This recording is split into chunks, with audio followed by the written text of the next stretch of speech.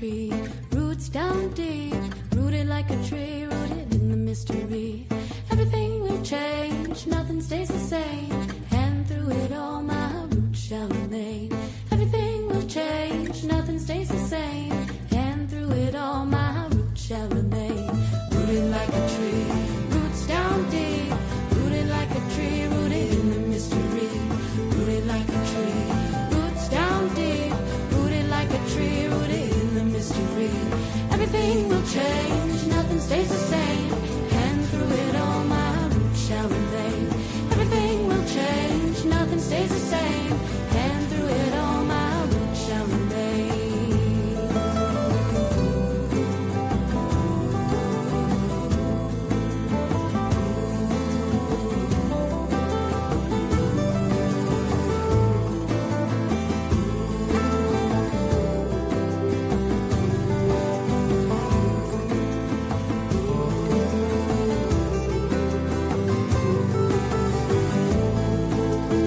Rooted like a tree, roots down deep, rooted like a tree, rooted in the mystery.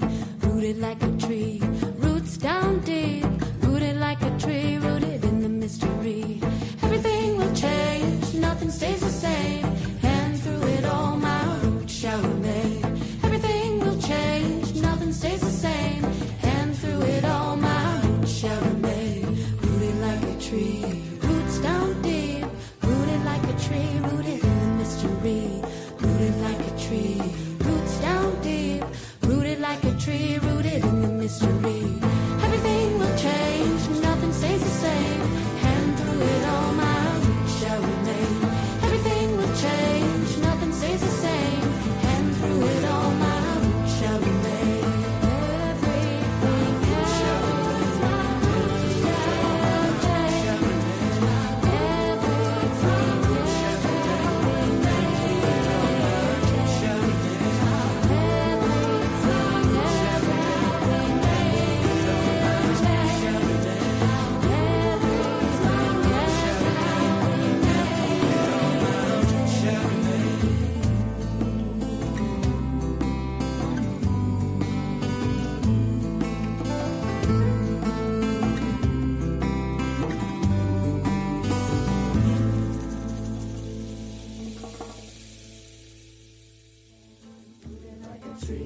Roots down deep, rooted like a tree, rooted in the mystery. Rooted like a tree, roots down deep, rooted like a tree, rooted in the mystery. Everything will change, nothing stays the same, and through it all my roots shall remain. Everything will change, nothing stays the same, and through it all my roots shall remain. Rooted like a tree, roots down deep, rooted like a tree, rooted in the mystery.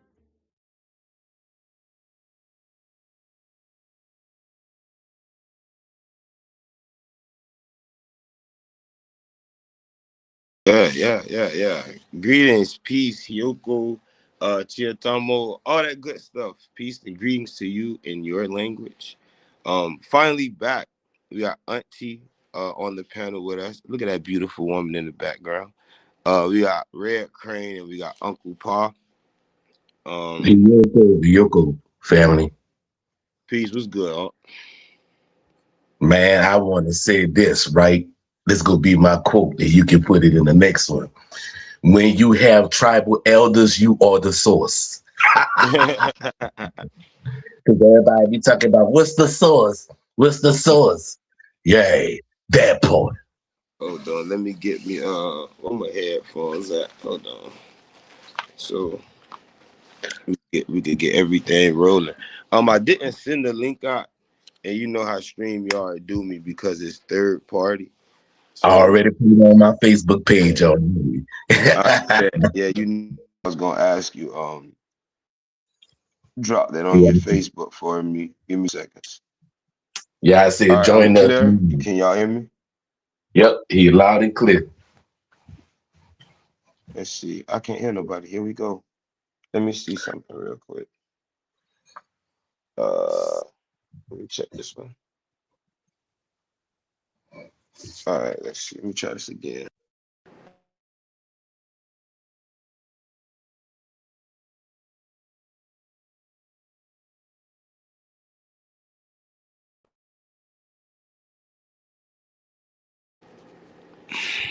I don't know. They not letting me use my headphones. Can y'all hear me, Pa? I have to I do hear a you mic loud check and clear. again. I hear you loud and clear. All right, so Hey, y'all Whip, can if hear you can me hear me, and I I have to can't go hear back y'all. in and Here out we go because again. I Too can't much hear. spent on StreamYard, and this is um Crane. What's going on, Carl? I'm coolin', boy. I be hearing the audio, then it be So dropping. give me 2 seconds. Let me try to see if I can free up this Bluetooth. That might be what it is. Hey, can you hear me? Uh, Yeah, we hear you. We hear Okay. you. Yeah. I'm good okay. now. I'm good. I I got it. I think I know what figured I'm it gonna out. do. This is what I'm gonna do. Hold on. How you doing, family? Oh, everything good, Paul. How you Coolin'. doing? Good to hear your Same voice. old, different day. Can't complain. There you heard me. Crying, crying. What they do? Let me go in the cave because I was gonna do it outside, but I noticed for Boy, some reason the voice glitching again. Um and I want to what's see happening, if Corey? this is the issue. Hold on. I think this is the issue. So everyone can hear everyone, but I can't hear everybody. I Again, don't and know. that's been a frequent issue with StreamYard. So I don't know if Craig can hear me, but what's huh. happening? Interesting. Let me see something. One moment.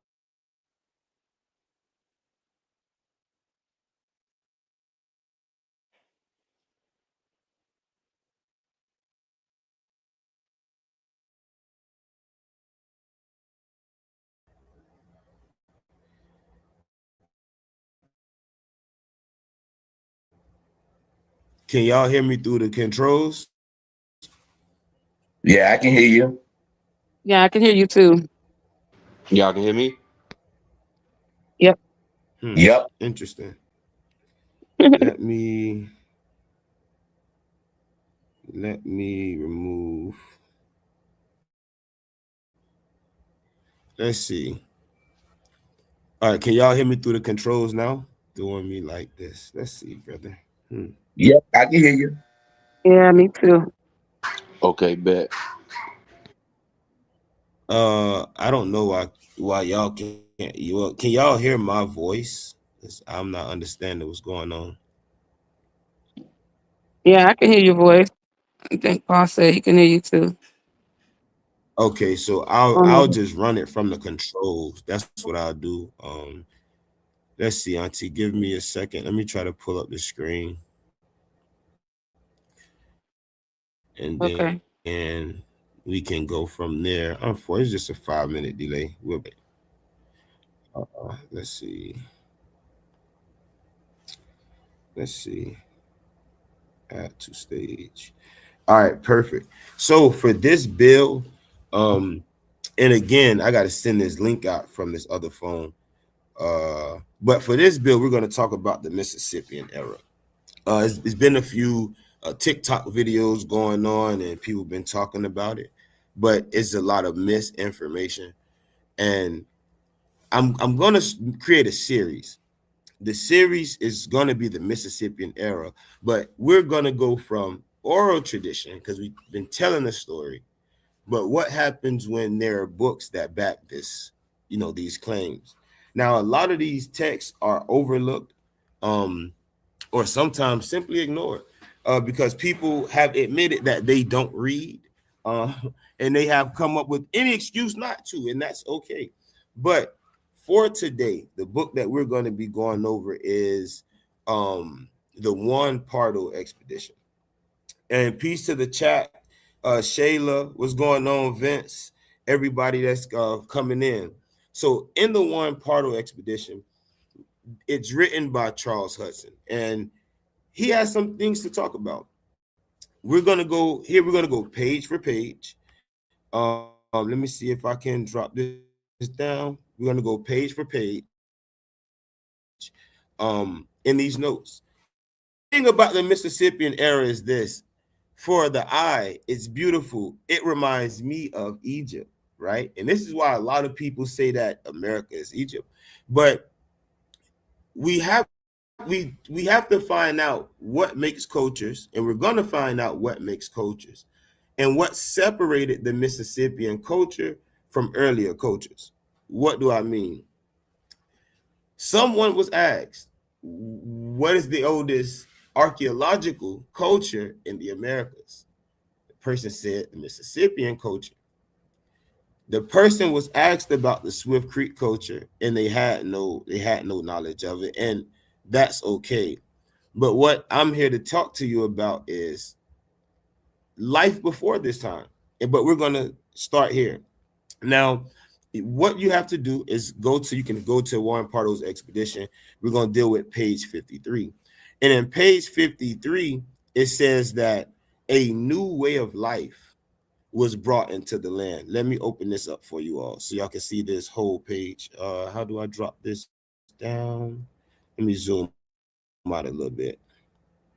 We're going to go full screen. There we go. So y'all can see the screen? Yes? No? Y'all got me?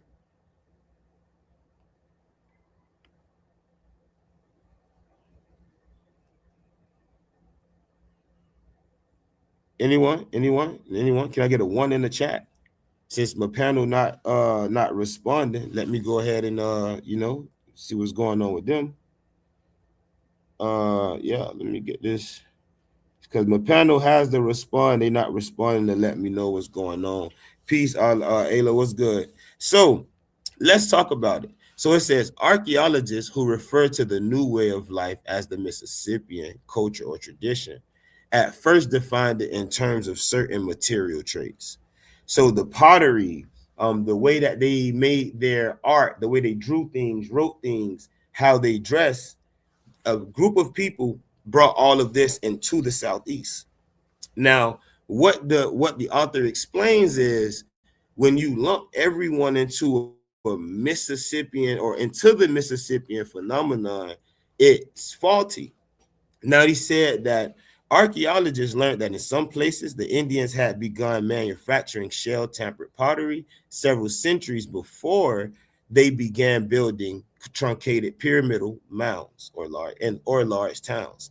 Now, this is interesting because as a fact, and we know this to be a fact, that the Kolomoki mounds are a pre-Mississippian mound site. So when work was being done at Kolomoki, the oldest things they began to find were Swift Creek and Deptford artifacts.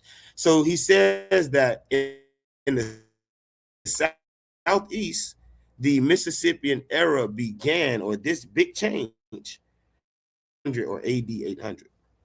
And this is page 53.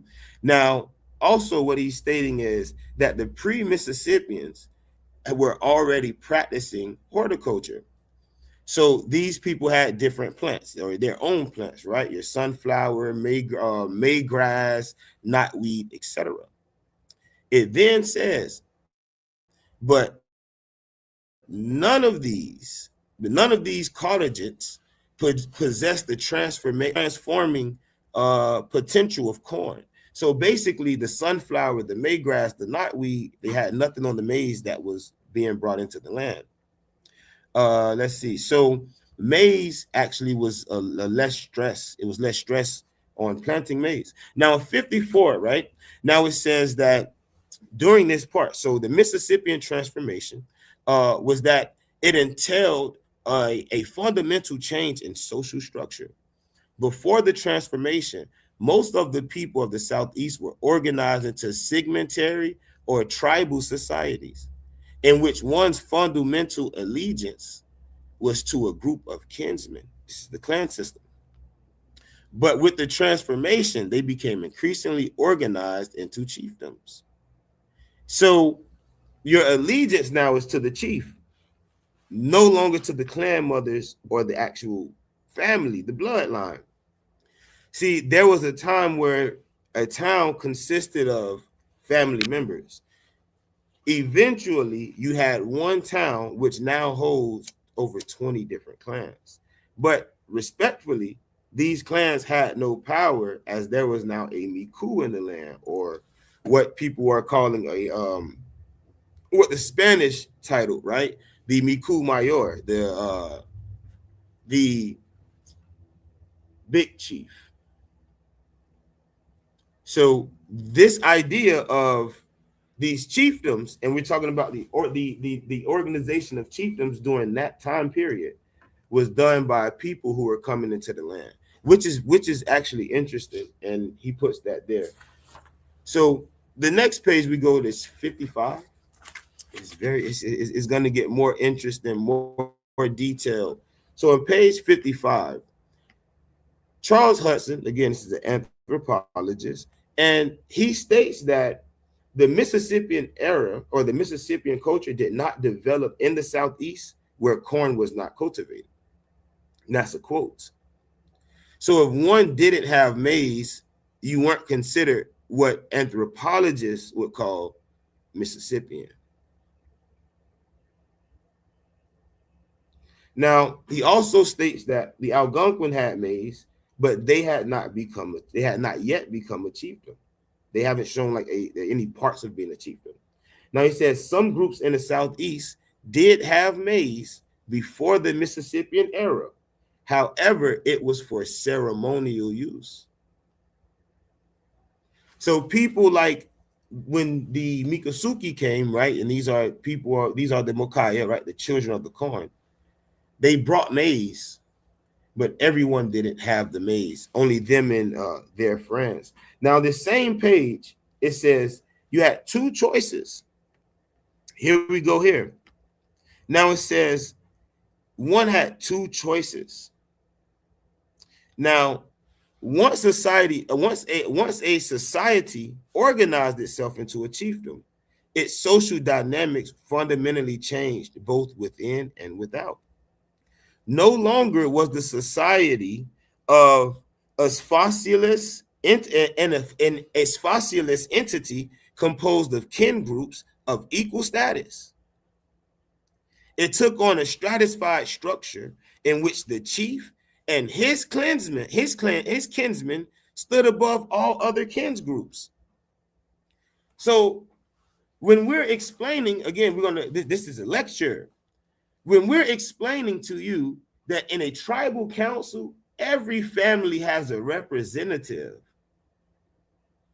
In the chiefdom, the only voice is the big chief. He controls politics. He controls the storehouse. Yet in the ancient world, before the Mississippians, each town had their own stores, houses, community centers, ceremonial grounds, etc. This is what Kolamoki is. It belonged to a family. Yet Europeans, in their idea of a ruling elite, believed that it was a part of the Mississippian era because it's a truncated mound. Yet when they did the works, they found out it's older. So the idea that Mississippians brought in mound building and truncated mounds would be faulty. Let's continue. And we're going to continue to 58. 56. Now, this is Town Creek, right? This is Town Creek Mound. He speaks on Town Creek Mound on page 58. However, what's interesting about this is this mound is said to be Cherokee today. Now, and I quote, this is 58. We'll go down, get y'all down to his words. We're going to zoom out a little bit. For those who can zoom in on YouTube, you all will be able to see this. So, flat top mounds built in the woodland period appear to have been intended for purposes other than enhancing the power of a chief. Other than.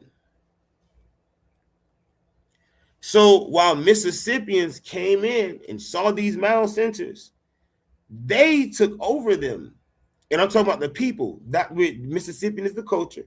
But when I add the ENs, and I add the S to that EN, that Latin suffix, that those groups of people that came in started to take over these mound complexes. And when they got them, they either built on top of them, destroyed them, or rebuilt them as a sign for their glorification.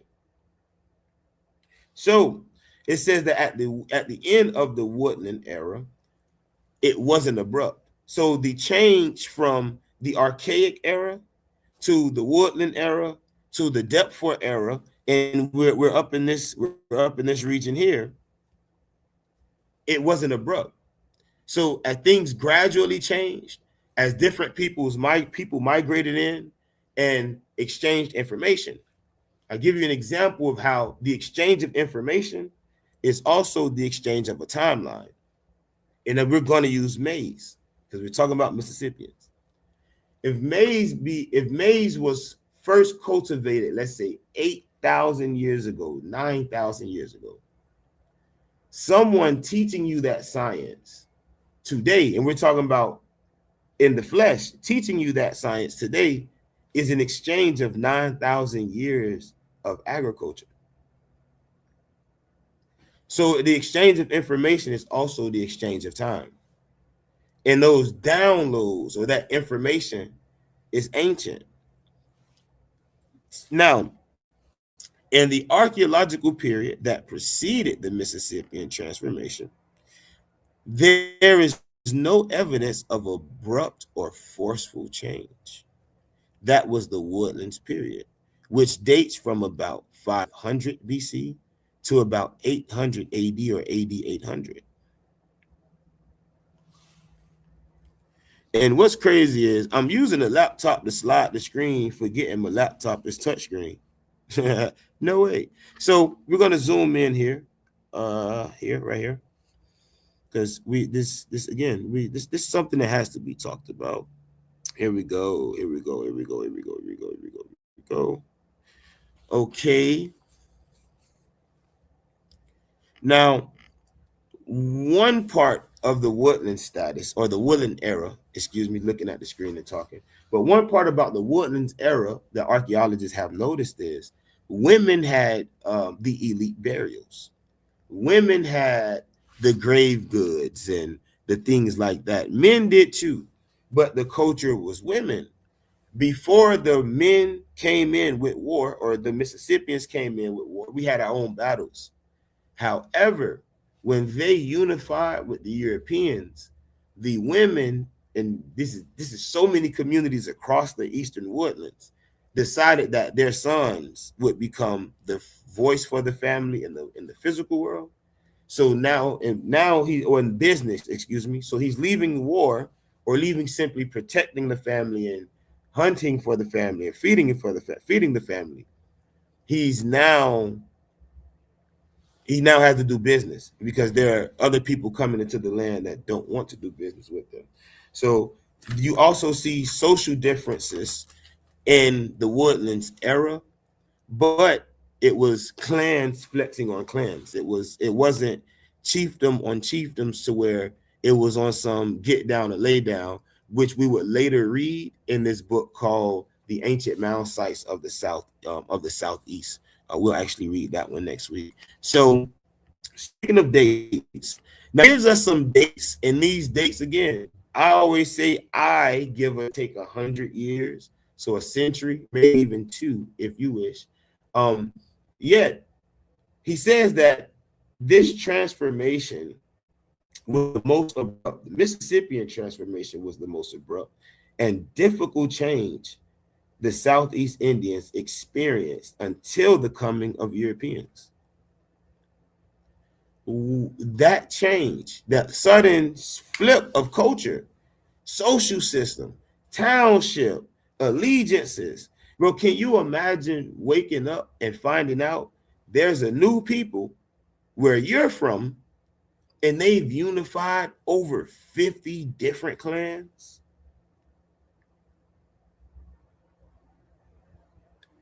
You have 2 options.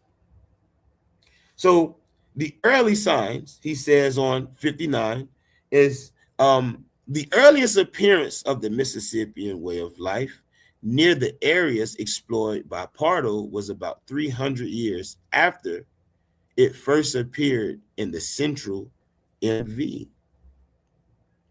By AD 1000, Mississippian societies were present on the upper Tennessee River and in northwestern and central Georgia. So again, these are new people coming into the land, settling these different sites, and they changed the culture. Remember, we spoke on the Muskogean migration, or the Musqueam, a slang term which they called themselves in the West. Remember, we saw the video of Philip Deere say, yeah, we had Coshita, Coweta, and one of the people that's often overlooked is Chickasaw. Those are the three towns, or the three different groups. He didn't name Shatta because that was an alliance. And he didn't name Abika because that was an alliance. Those people were already in the Southeast. So as these people migrated over, they started to settle these big towns. They eventually settled on the Okmulgee.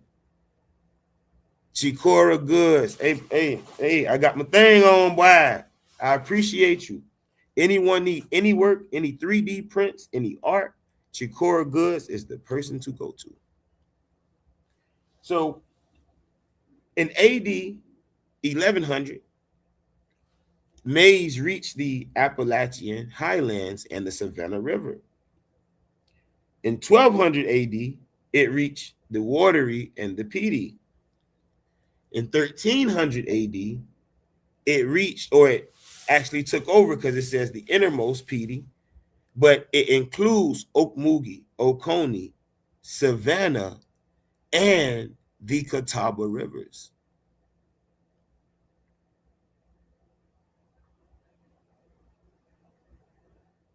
So the Petee, it says, marked the innermost.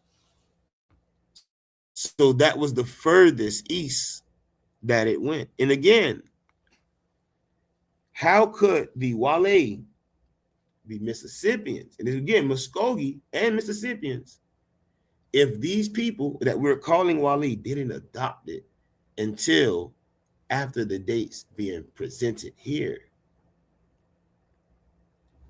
We also will study the bioarchaeology of Santa Catalina and St. Catherine's Island. And I will read to you that the nitrogen isotope that was found and how much nitrogen was found in those mounds and how much maize was found and how many cavities and how the women before the Mississippian era had 0 cavities. Yet after they adopted maize, 70% of the women had cavities. And over 50% of those women had more than 3. So when we talk about the Mississippian era, are we only talking about mound building, or are we talking about health? Are we going to talk about culture in totality? We're going to talk about trade, business, right? With bartering. Let's continue.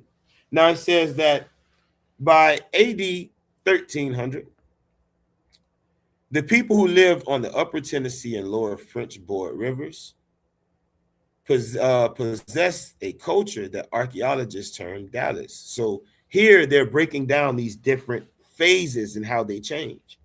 In the Blue Ridge, and let me flip here. In the Blue Ridge,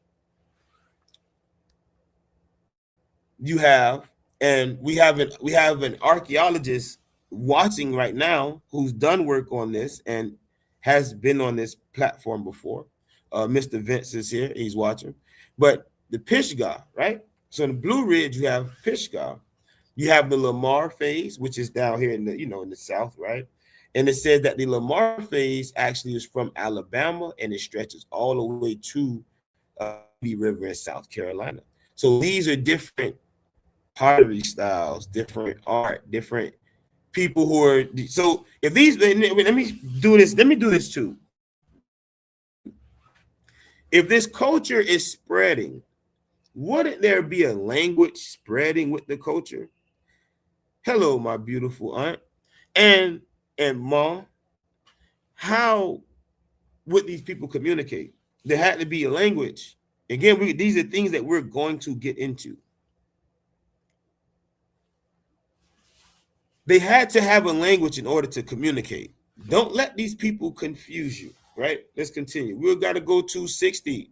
Let's get y'all to page 60. So we're here on 60.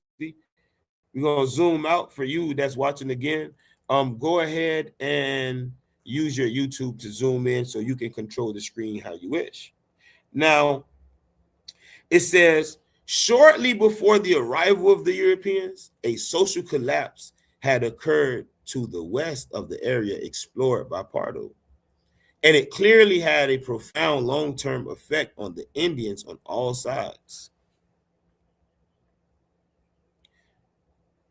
After about AD 1400, the fall line zone of the Oconee, Savannah, and Watery rivers was inhabited by Mississippian people whose cultures were Lamar variants. The people on the Oconee River were Duval phase. Those on the Savannah were Rambart, Hollywood, and Irene phases. And those on the Watery and Petey were the Petey phase. Pause. If you read my book, The Blue Fire, we talked about the Irene phase. And Europeans were attempting to figure out what culture was inhabiting the Savannah River at what times. They were digging and throwing away all this type of this different wood. And the women say, hey, we noticing, and not we noticing, but y'all missing, right? This wood has designs on it. Let me show you. I'm going to see if I can pull it up here.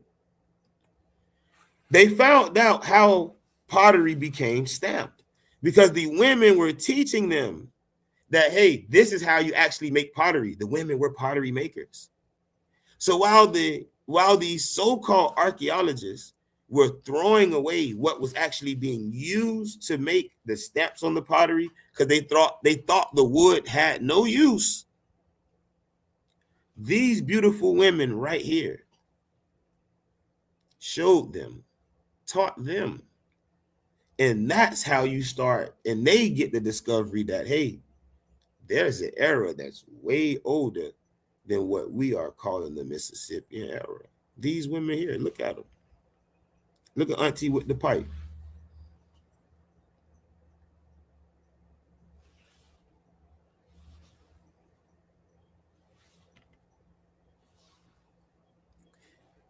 So there's a lot that goes into this. And the culture is now spreading, right? The culture is now spreading. Omi, what's going on, sis? So on 60, he explains that the Mississippians were unstable and that there was this social collapse. He then say that in the Savannah region around 1540, it was abandoned due to, I guess, to wars or whatnot. But De Soto eventually met the people of the Dyer and the Mulberry phase. The people of the Dyer and the Mulberry phase, again, these came much later. What do I mean?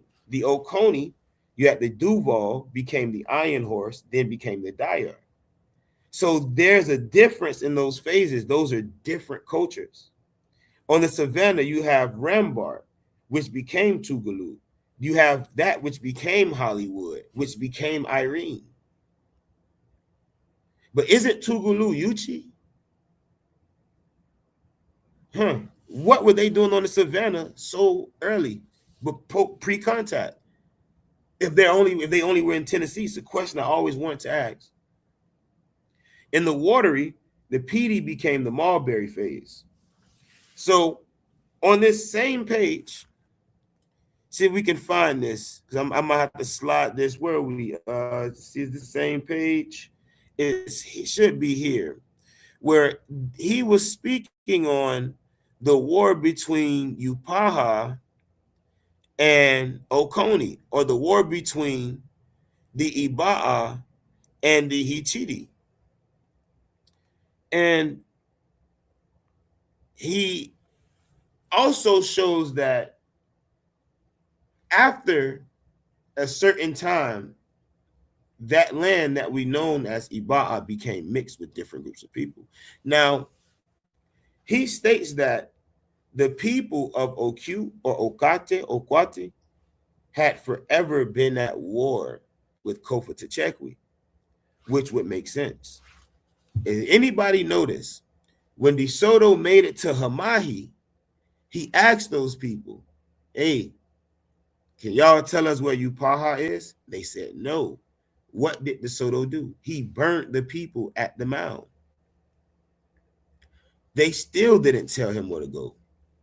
The people who helped DeSoto get into Upaha, because Upaha was a union, he was really looking for what they called Talimiku or Tolomato, which was still the big town in 1597 during the Wale Uprising.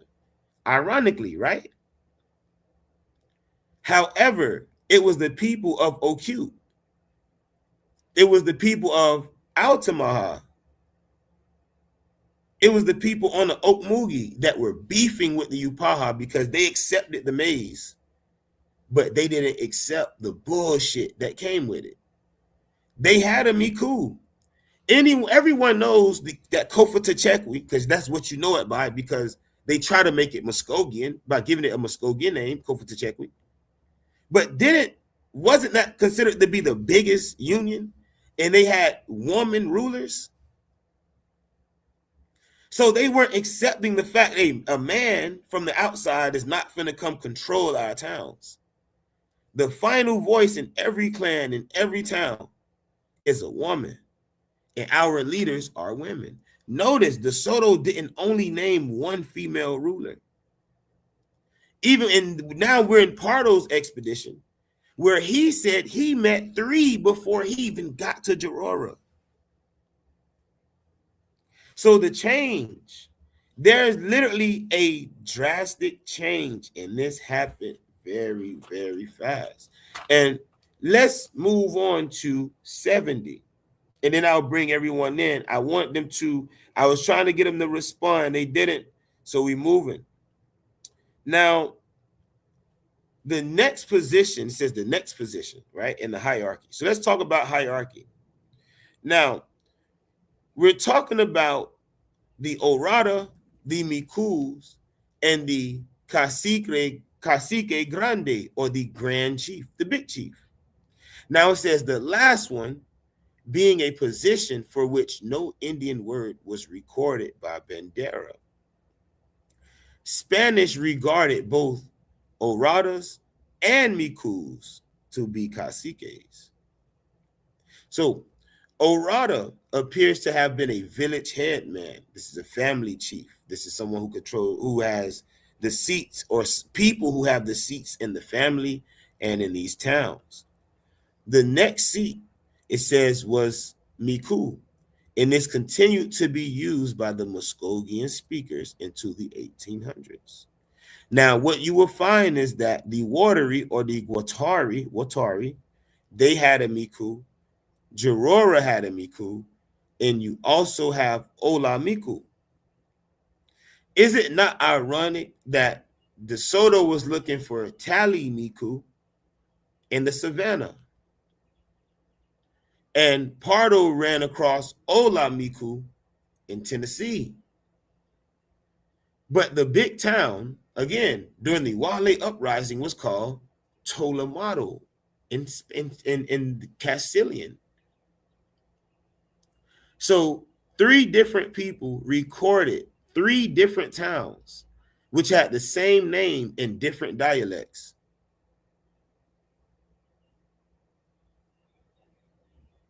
So what happens when someone say, well, Talimiku, it means the town of the Miku, or that's where the chief at, but you find out that this is a morpheme, and it's a diffusion too. It's a diffusion. One word comes from another language, another comes from another language, and eventually they made themselves into being one word, meaning the same thing.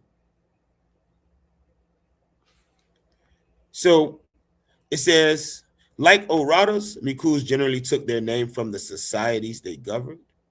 So then it gives you the different, different names of the Mikus or those that Pardo met. Let's see. One moment. Okay, Tamukwa. All right. So it's talking about the decline of Kofa Techekwi on 64. And ironically, I didn't take notes on 64. But what's interesting is, notice, it says when Pardo arrived at Kofa Techekwi or Kanos, it was also called, he found not even a Miku, yet alone a paramount chief. The highest authority appears to have been Kanos Orada. Now, I ask this question again. Why is the term Orada in towns or like Wale? Orada Tibia or Orada La Tibia? Orada Neek? These are women leaders that were clan leaders, town leaders that were eventually replaced by men. But the fact that their union was able to actually hold off, the outsiders ain't like it because their sons was really putting down about their mamas. They were not, and their aunties and sisters and brothers. They weren't playing. So after DeSoto came in and helped bring it down, because it was wars already going on between Upaha and the so-called Muskogean speakers. As a European would say, the Siouan speakers and the Muskogean speakers were at war at the time DeSoto pulled up. Because remember, Coweta, Chickasaw, and Kawashita, which is the same thing, they admit that they came during the 1500s after they assisted in a war with Montezuma and Cortez in the West. So they came much later and then start conquering their way into the East. They fought against the Hichiti. They became friends. They didn't go all the way up into the Tennessee area because the Yuchi were holding. Didn't go into Blue Ridge because the mountain people were holding it down. And they didn't make it to the coast through Carolina because the people in the coastal Piedmont were holding it down. So what they did was travel across the bottom, across the Gulf, and then traveled through Florida, and then went up, and then settled in Georgia,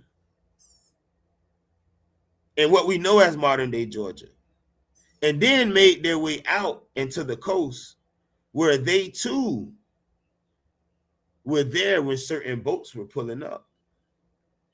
This is why the Catawbas say that, oh yeah, the Yuchi were in Savannah and on the coast when the boats pulled up. But while they was there, they trying to figure out, shit, who are these new people? Like, people coming, we got new people coming from somewhere else and people coming across these waters. So the idea of a seafoam person is Yuchi. They're the ones that came up with the idea. The Muskogee got it from them. And that was the thing. The groups that we know as the Muskogee proper, we're talking about Coweta, Cochita, and the Chickasaw, because they were originally Musqueam. When they started to set up their chiefdoms and the Chickasaw was more in that northern Alabama, northern Georgia region, they already fought the Alabama. Remember, they said they crossed over, fought the Alabama, went up the River Belliere or Riviera Bella, which is the Ohio River, and then came back down, and then just like, okay, shit, we already got cousins down there, we got people doing their thing. And these are anthropologists who aren't studying they're studying history, they're studying the culture, they're studying the material culture and finding out that these are different people. So Kanos no longer has a Miku, which means they lost political power some way by the time Pardo got there, because the highest ranking leader was a clan leader. Now it says paramount chiefdoms Okay, boom. Okay, right. So paramount chiefdoms, such as Kofatekwi and Kusa, comprise several simple chiefdoms that were governed by Mikus and Oradas. But because of the problems with the evidence discussed above, the term paramount chief must be understood as a unit in which some of the constitute chiefdoms may have been more allied with a paramount chief than subject to him, more under his influence and under his power. Again, he's clearing it up. White people think of some things slightly different. But when them people came in, they were creating allies. Now, is it not ironic that in order to agree to something in what Europeans call the mobility language, you would have to say Yama? Is it not ironic that a Muskogean trade language, Yamasi, right? Yama, C being the suffix, means civil, liberal, friendly, hospitable, gentle, someone who's timid, a friend. That was the Muskogean and Hichiti unifying, their point, them unifying. But what did other tribal people call them? That's the question I need you all to ask yourself too. Think about, what did other tribal people call them? And you find out, wait, it makes sense on why the Yamasi were a confederacy, because they were attempting to rebuild a chiefdom they once created here, though they were from other places. And then you have those who say, nah, we're not letting that happen. So now they bumping heads again. The same ancient people bumping heads again. And the Europeans say, well, shit, all of them are Yamasi or Englishmen, because the Spaniards knew the difference. The French knew the difference. The Portuguese knew the difference.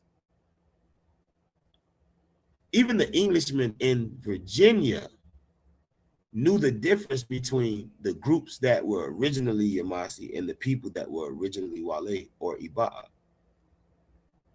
But that changed.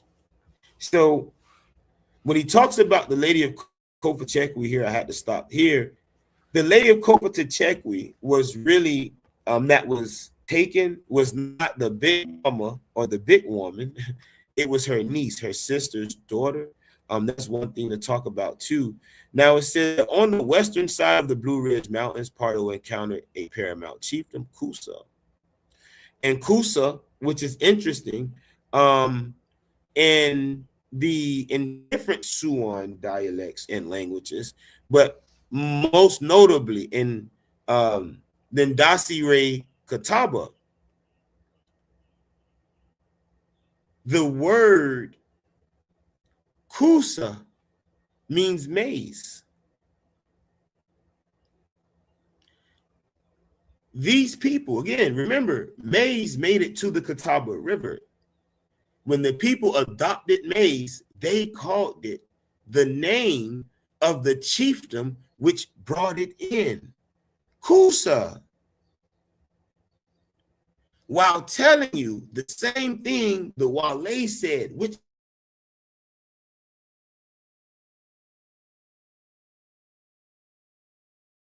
he's got to the east. Red crane and the blue crane flew over and said, cool, cool, cool. The people took that as a sign, and a people came in named the Kus, and later Kusa, and they were known as the children of the corn. Ironically, right? It's not ironic. It's not ironic. See what we have. So Ichidi, we're talking about, okay, Kofa Techwe. Okay, yes, so here they're saying talking about Talimiku, that it can be like it's the chief's town or something like that, right? Then it says the young Indian guide whom Soto captured at Appalachia called Kofechekwi Upaha.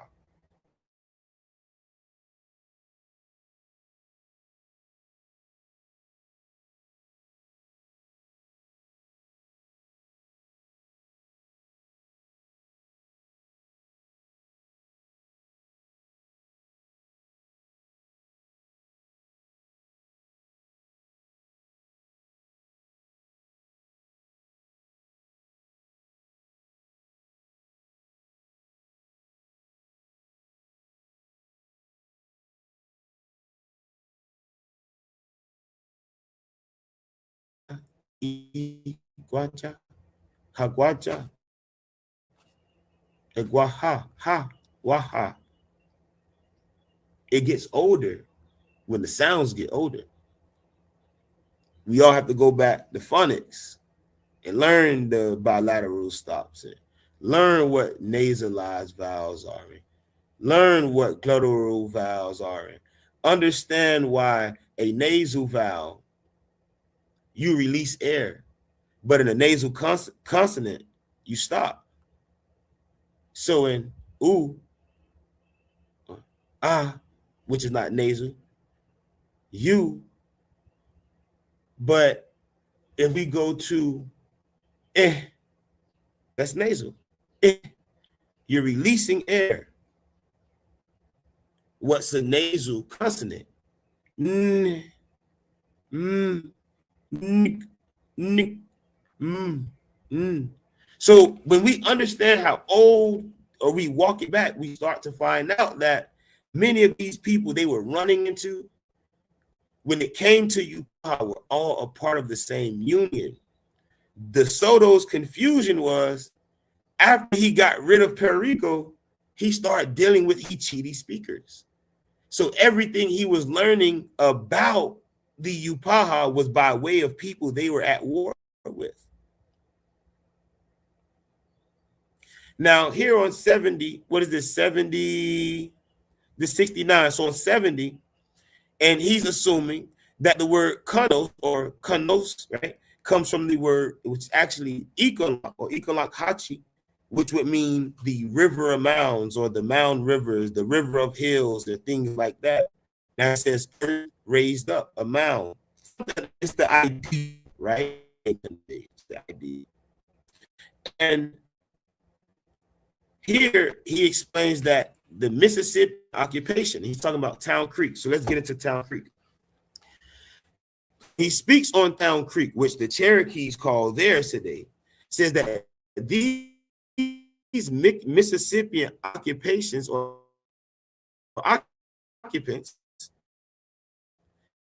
occupations do not show continuity from elsewhere. So the Cherokee are claiming a mound site, right? That's not that a site. This, so we're talking about the Mississippian era. We're talking about a that came to different lands and began to settle places that were already inhabited. They were already inhabited. Now he says that that the culture that came later seemed to be homogenous, like it was one people bringing it in, and that this center, and he's talking about Town Creek. He says that Town Creek, the archaeological evidence clearly indicates that this was an intrusive occupation. What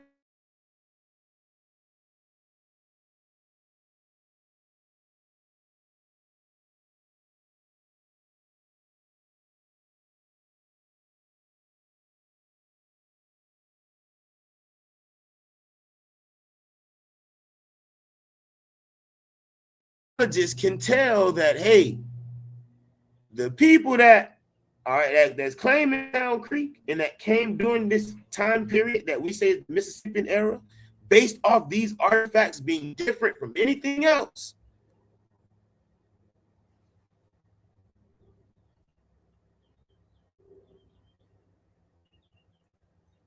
The archaeological evidence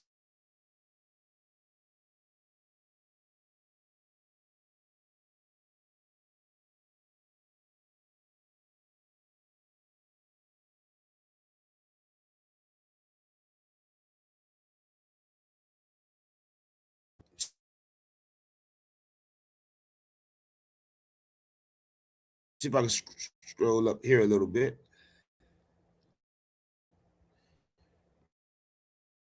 Get this to y'all real quick. Is that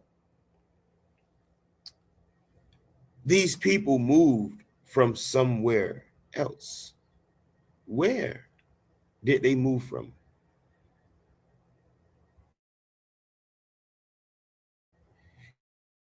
And it also says, and this is his theory, that Kofa Techekwi, which again, we explained, they adopted maize much later than what people believe. They think that this was an original crop to this land. It wasn't. Sunflower was the replacement. It's why you see sunflowers on most of the pottery. Oh, this is why the sun is venerated.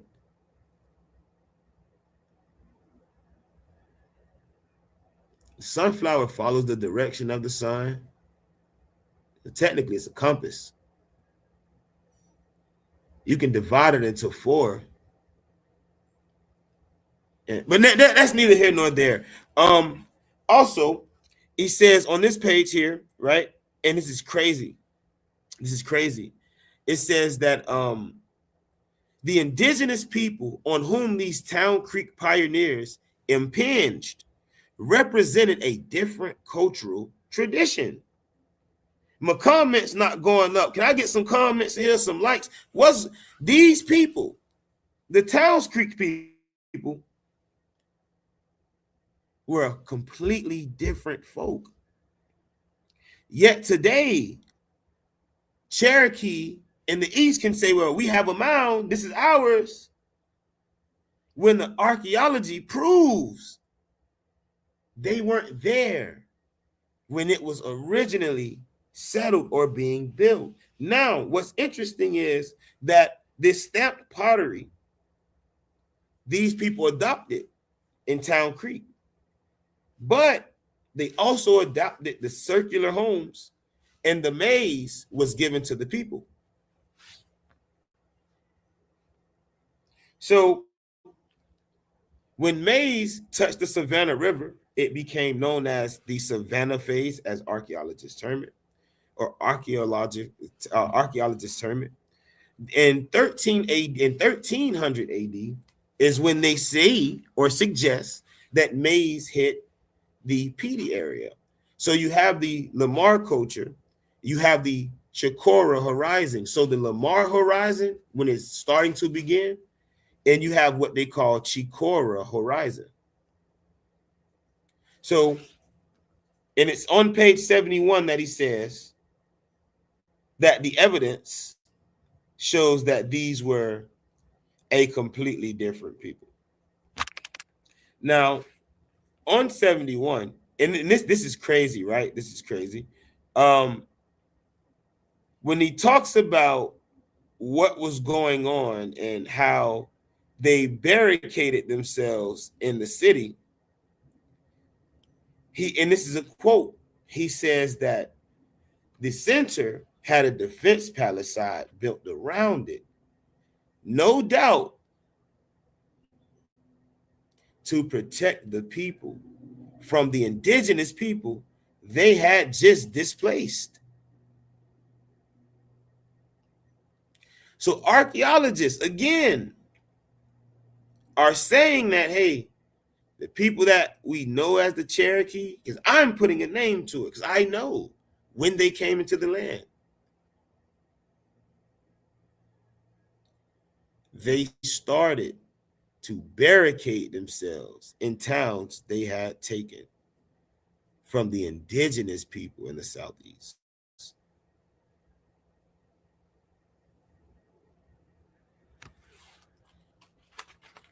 And we're about to close out real soon, and then I'll add the panel.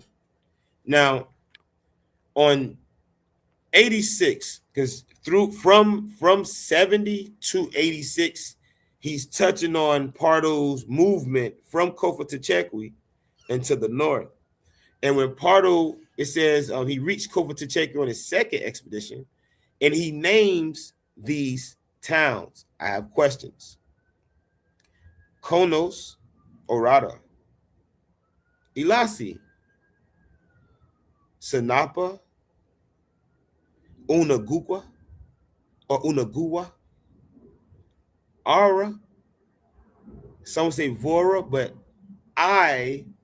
it's my theory that sound there was used for an A. Ara, Orada. You have Isi, and I wonder what language that come from. You have Catawba Orada. You have Ahidi Orada or Vahidi Orada, Otari Orada. Like we can this goes, but these are different clan leaders which made up Upaha. You also have him calling into question, why was there a town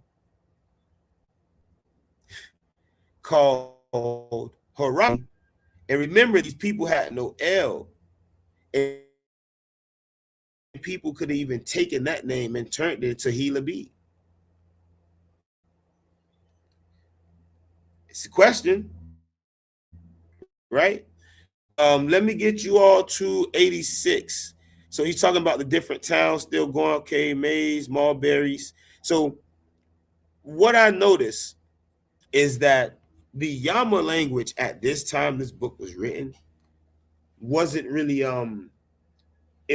compelled, right? They didn't have enough.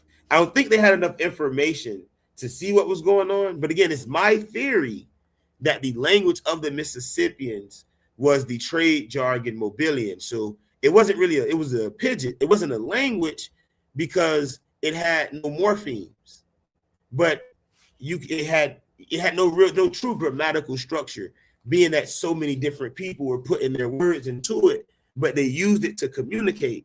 And my theory is that being that Europeans pulled up in the East, by the time that language was the lingua franca, it causes linguistic anthropologists to term or note these languages as being Muskogean. Yet if they watch the video backwards or even read these books themselves, talk to tribal people themselves, and do the work themselves, they find out these places had names that predated Muskogean, or what we would consider Muskogean occupation, right? With the Mississippian era, because it was all politics. I can bring out a book and go over some work, but he was going in. He said, imagine waking up and finding out all of your allies have just basically pledged allegiance to someone who's new in the area, and you say no. Now, it says that I want to stop here real quick because I have some people from that Blue Ridge Mountain area. And again, we have an actual archaeologist viewing, and he talks about the Pishgar and the Kuala phases. Now it says, when Pardo entered the upper Piedmont and the Blue Ridge Mountains, he encountered the bearers of yet another major archaeological tradition, the Pishgar Kuala phases and Kuala phases. The Pishgar phase or culture began forming sometime after AD 1000. At about the same time that other southeastern Indian societies in the Carolinas began undergoing the Mississippian transformation. The Mississippian transformation. The Mississippian transformation. So at the same time maize hit the Blue Ridge, it hit the coast. Study the bioarchaeology of St. Catherine's Island. They tell you pre-maize coastal people were 10 times, 100 times more healthier than they were once adopting maize. You had a people who weren't anemic at all with a population of 60%. You have a people that had their food grow for them because the Creator put it there. So they didn't have to farm. They didn't have to have order. We can get it all together. It's seasonal. Things have seasons. They have season for a reason. They got season for a reason. But with maize, it took that stress away. So people actually became a little lazier. And they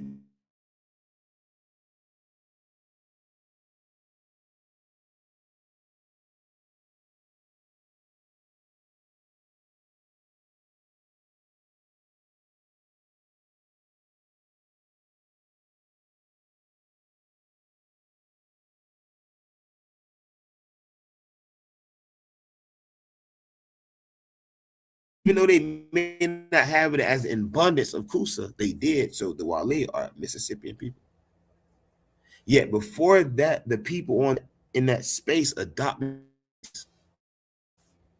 they wouldn't have been considered Mississippian because what have archaeologists said? And we read this again, that the Mississippian culture did not develop where there was no maize.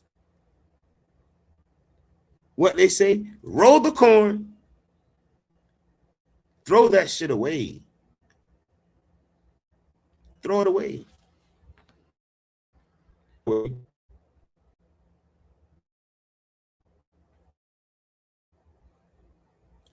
See, so you have the Mississippian era now going into these different areas. Clint, Holston, Newly Chucky, or it might be so it could be Newly Chucky, Catawba, Salada, Kauai, and Hawaii. So this is when it starts to move into those rivers. Because many of these sites in the northeastern part of the peripheral area appear to date to the earlier part of the Pishgah period. Pishgah says, excuse me, move too fast, my bad. It says the Pishgah phase in time gave way to the Quala phase, although many of the older Pishgah practices continued on in the Quala phase.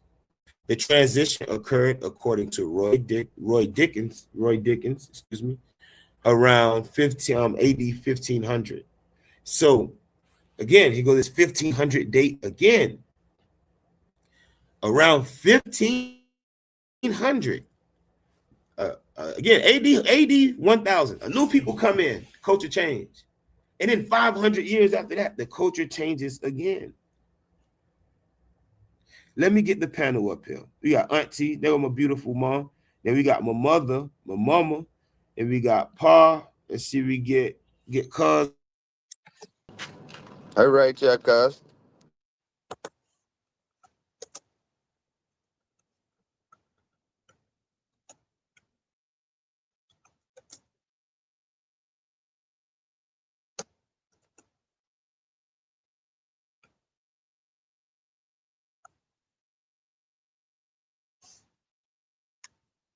All right. And you know what's so beautiful about it, nephew? Done. That way we could just do a free bill from there. So let me just You y'all gave me, nephew? yeah, or I'll just let y'all sit up here. Just sit what? Let me read and back in on the control. You can hear me, nephew? You can hear me, nephew? I don't think he can. He said he was gonna do something with the controls. Oh, okay. What's up, Paul? What's up, What's Auntie? What's going on? up, Toph? What's going Hey, on, family? What's popping, baby? And not another day just coming from that good old Captain D's right now. That's what's up.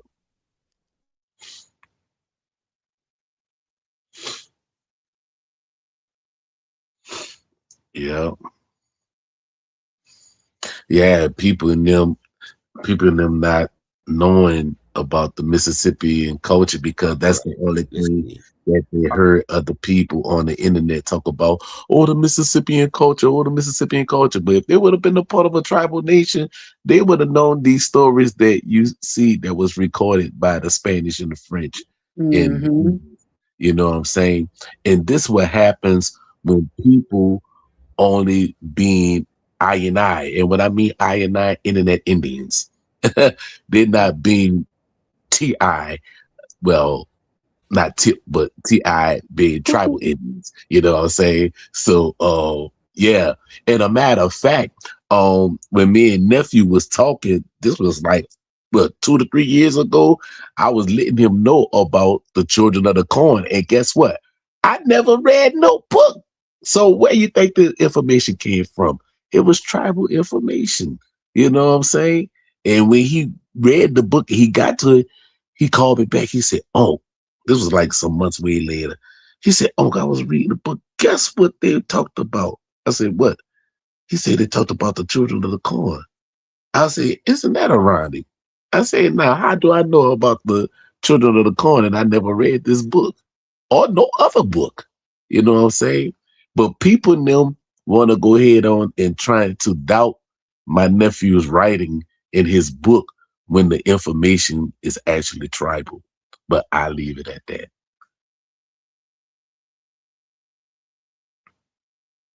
Right. Can y'all hear me now? Am I clear? Like, I went in the crib because it's Yeah, we definitely can hear you. messing up. Yeah, we can hear you. Shit breaking We up, can though. hear you. Right. Yeah, this shit, you know how I get when I start, getting into it. So what I'm gonna do again, I'm gonna pull y'all down because this shit's slowing me up. And then we'll get, I'll pull y'all up for the free bill. This shit's slowing me down. Let's see. All right. So if I am breaking up, I do apologize, but I'm in the crib now, so hopefully this should flow right. Let me add this back. We're gonna run it strictly with the control. Let's get back to one Pardo. Hold up.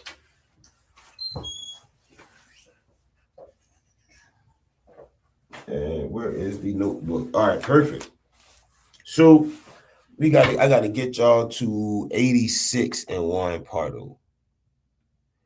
And I definitely hope y'all taking notes. Let me see, it gets to pop up on the screen. Let's see, there we go. All right, so let's get to 86, 86, 86. So he says that, excuse me, it says that the 18th century Cherokee sites have koala material. And that, and this is his quote, during the koala phase, almost all areas occupied by Pishgar people were abandoned. Were they truly abandoned, or was there some form of war of extermination? Because remember, the Cherokee admit that when they were coming into the land, they were at war with the priesthood. So could this have been a change, or that change, between the people who were mixing in and then later those who came and conquered those people? Now it says that the people moved west. And here's an interesting part. This is going to be for those who have Cherokee lineage, like a many of us, um, that's not so Cherokee, right? And he says that about the same time that these sites were abandoned, and it's here. At about the same time that these sites were abandoned, new sites producing similar cultural materials were occupied on the Coee, Chattahoochee, Chattahoochee, Little Tennessee, and Hiwassee rivers.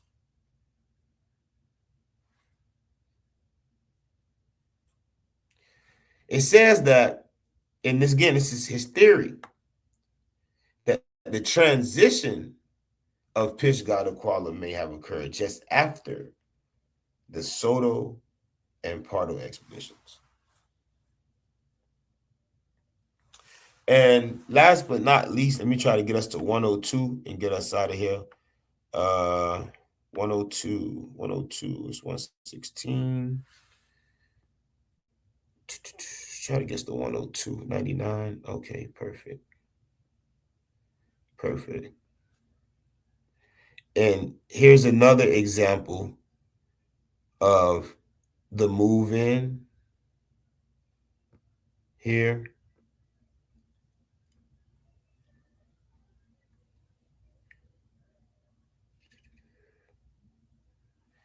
And what he's stating is that Kofa Techekwi, so Upaha, actually had influence over cultures which were considered Catawba, cultures that were considered Pisgah and Kuala.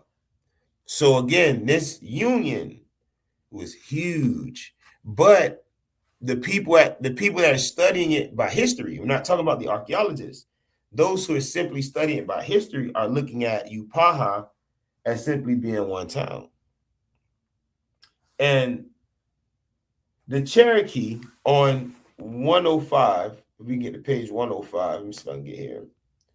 On 105, archaeologist, Mr. Charles Hudson, he says that the Cherokee moved into places that so-called Muskogean speakers had moved out of, and then says that, hey, the Cherokees were latecomers to an area that in the 16th century was occupied by Muskogean speakers. But remember, we're putting quotes on that Muskogean, right? So it's the same with Towns Creek. You literally have archaeologists telling you, showing you that, hey, these are different people from the actual indigenous population of Towns Creek people. Yet NAGPRA is supposed to be for protecting, right? That's what they say. They are protecting Native American graves and artifacts while giving ancient artifacts to not so ancient people. Now, he says that some people may have regarded Pardo as a paramount chief, and this because his war style. Then last but not least, he goes into the salt trade. And he said notably that Pardo and Soto noted that the Yuchi were already trading salt in the South. So again, while people say you try to limit this Yuchi group to Tennessee,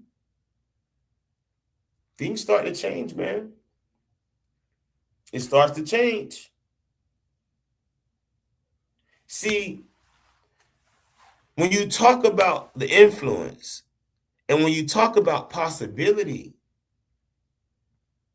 everyone tends to leave these folks out when they have one of the oldest stories. Now, I'm going to leave from here because that's what I have today. I'm going to leave from the control.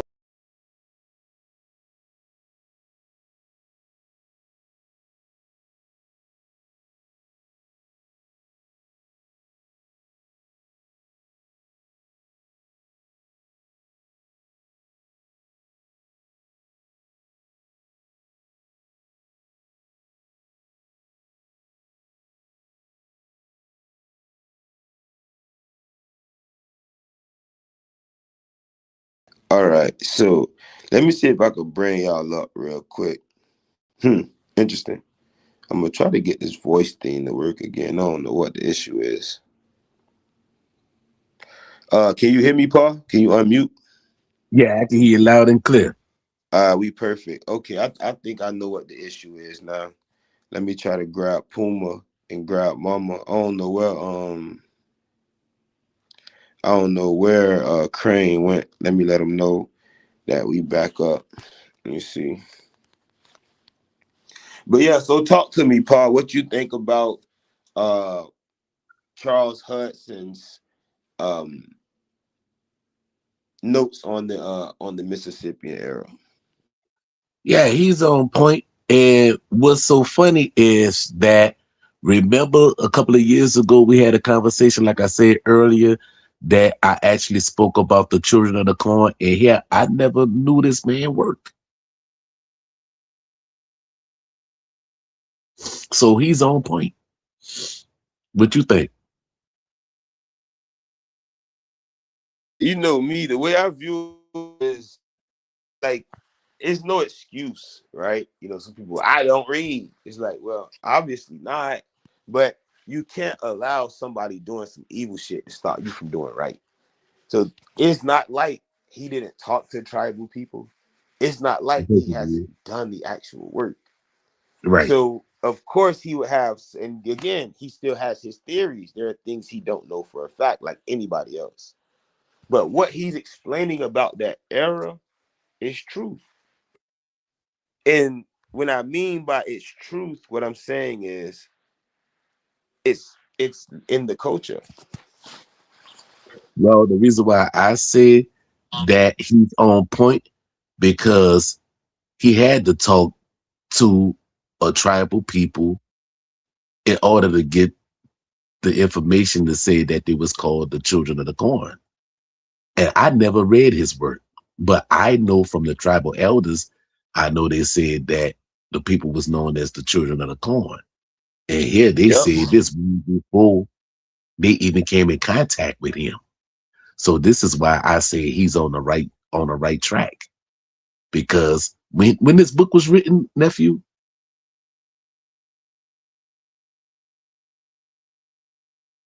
what year that book was written? Hold on.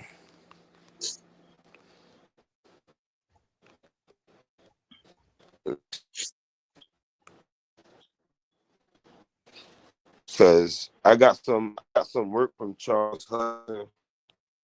Let me see. I got the book right here. What the fuck? I'm over here about to Google when it was written. The book right here.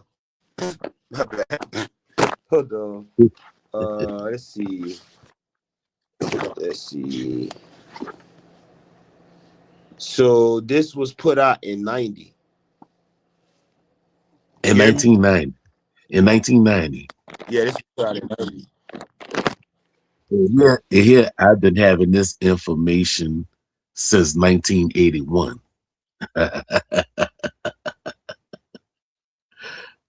And that was given to me by my grandmother and grandfather.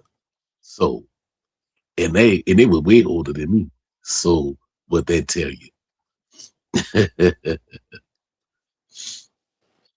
But I So that's digress. month that came on that I let in. What was that?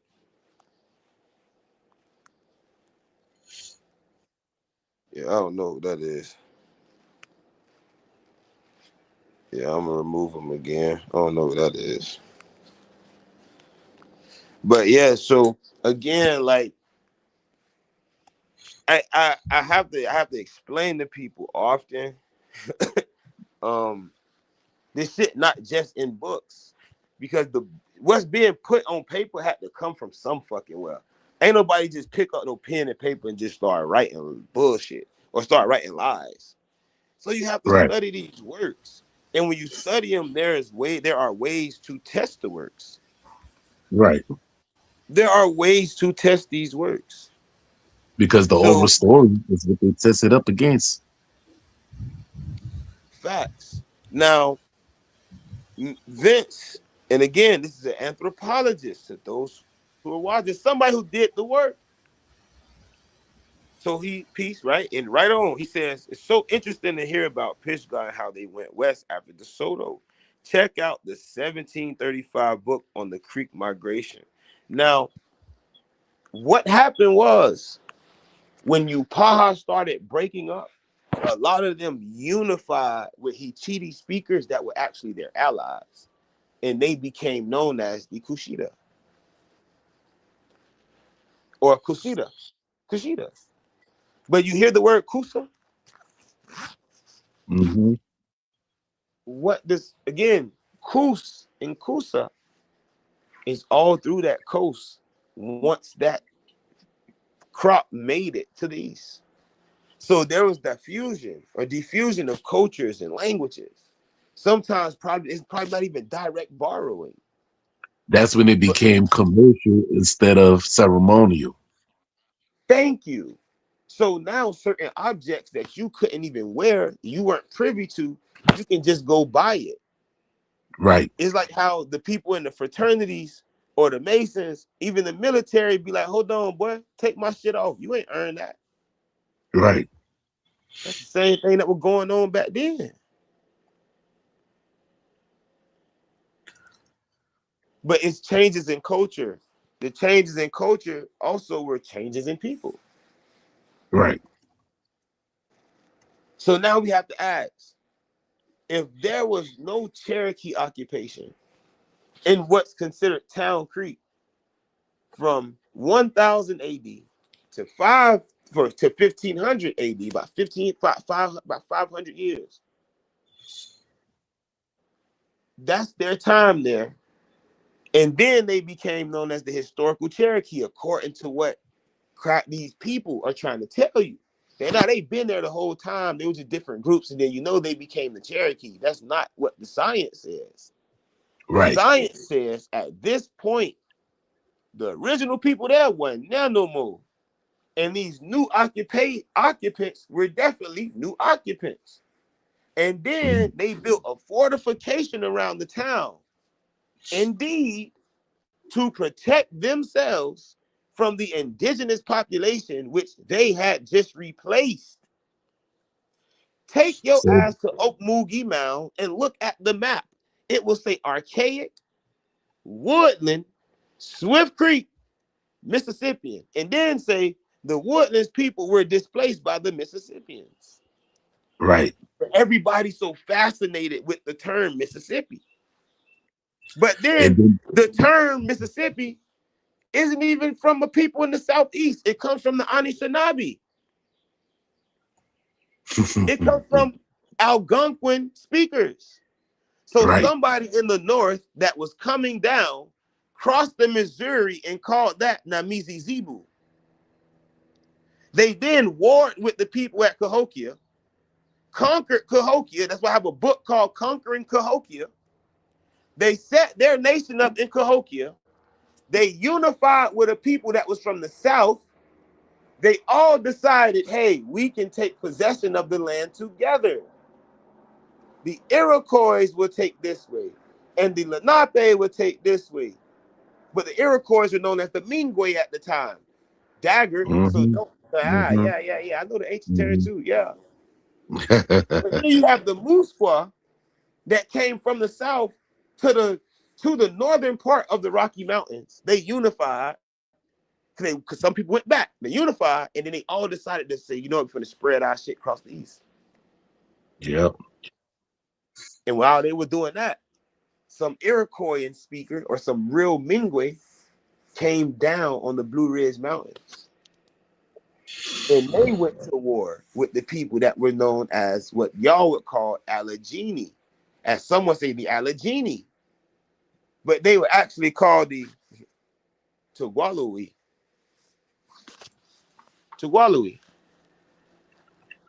The people of the Pine Mountains. But not just the Pine Mountains, they had swamp pines too. Right. But they were talking about a people that resided in a place that was also high. And they got rid of them people. And they started to take the culture from those people. But then what did they say? Well, after people culture started falling, you start to see that culture rise in Kauai. But Kauai's supposed to be Cherokee for deer, ain't it? What about Ketawa?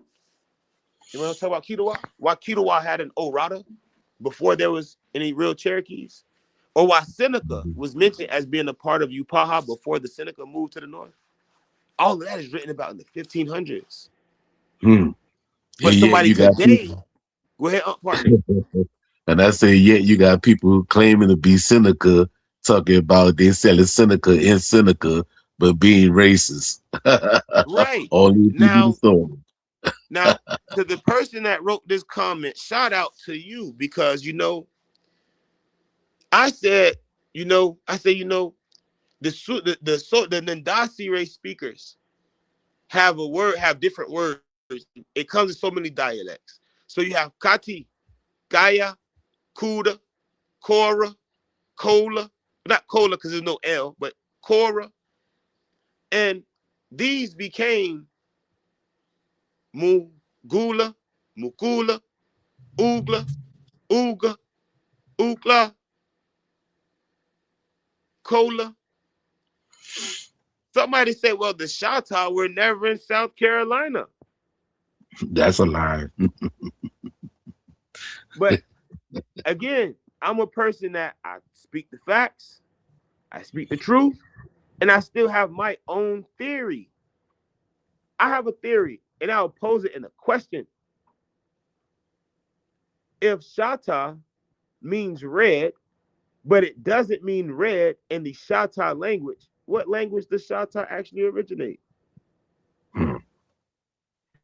If Ogla or Okla isn't a diffusion from a Mobilian word, Mugula, like Bayou Gula, right? Mm-hmm. And Mugula and Gula and Kula comes from Kura, Kora, Kaya, Kana, Katani, a friend, an ally, which diffused into the Shatta language. Again, Shatta is not a Shatta word, but diffused into that language, that Shatta Ogla.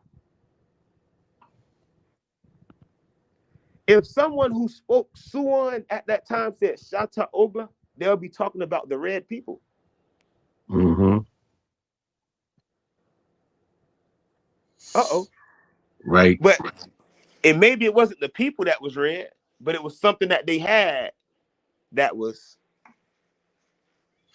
Oh, they would say Bagula, people of the bayou. Bagula, people of the bayou swamps. Literally, it's Bayak, bayou. It's also in the Mobilian trade language. Mm-hmm. Or Yama, the language that was put together to kind of diffuse the tension going on.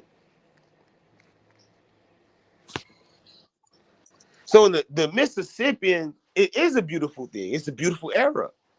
But for a lot of people, it came with things.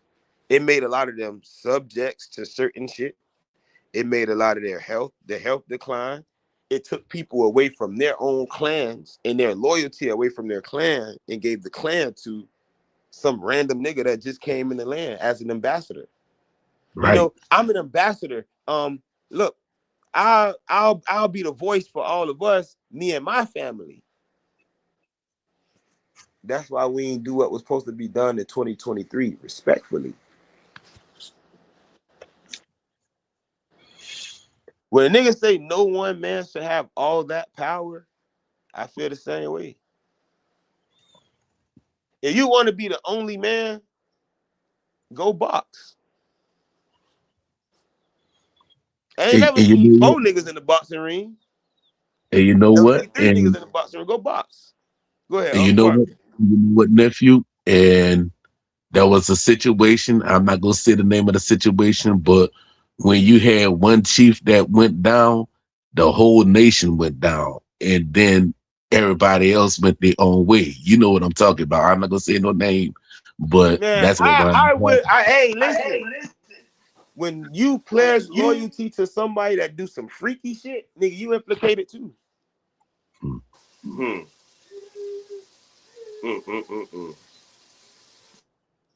Oh, that's all like Craig. Craig back up here.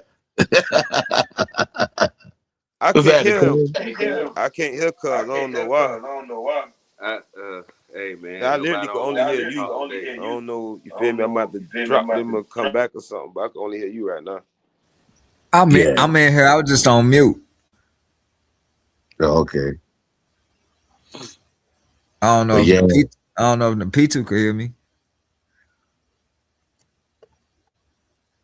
no I one can man hear should have everybody. that power though. You know, This is why you have councils of chiefs to make sure everything go right, because you can't kill all the chiefs, but if you know they got only one chief and you take him out, that's the head. But you gotta be like a dragon, have more than one head, as they so-called say.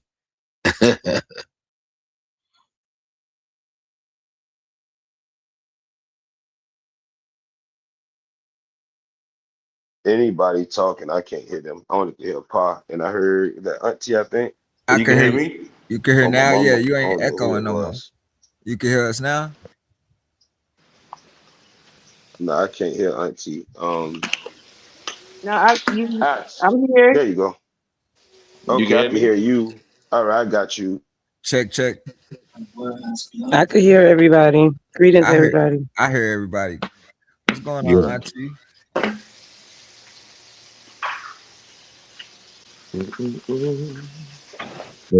So they don't know that the Mississippian was the last phase.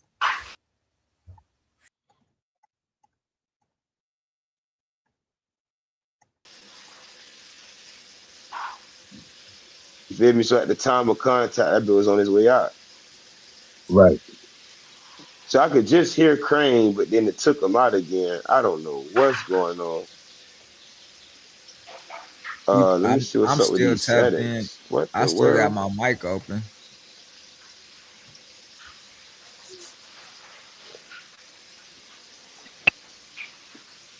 I'd have no clue. But yeah, y'all could build. I just sit back because I can't hear them.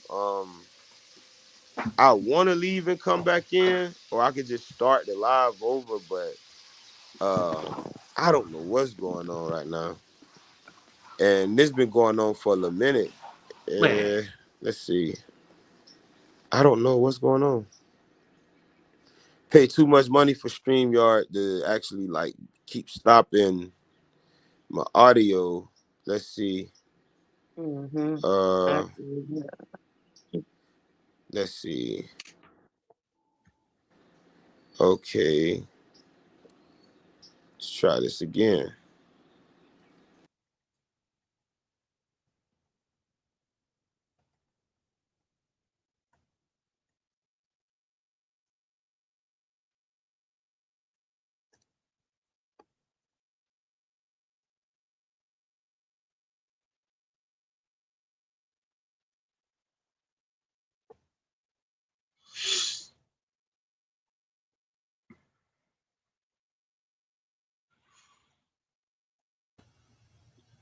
Let's see. Can you hear us?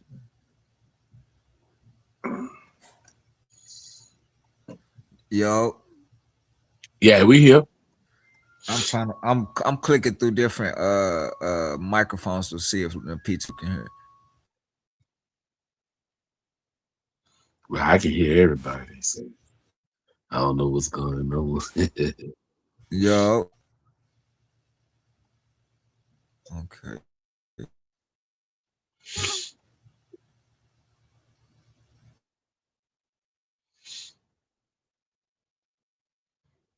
How you doing, Dr. Vince?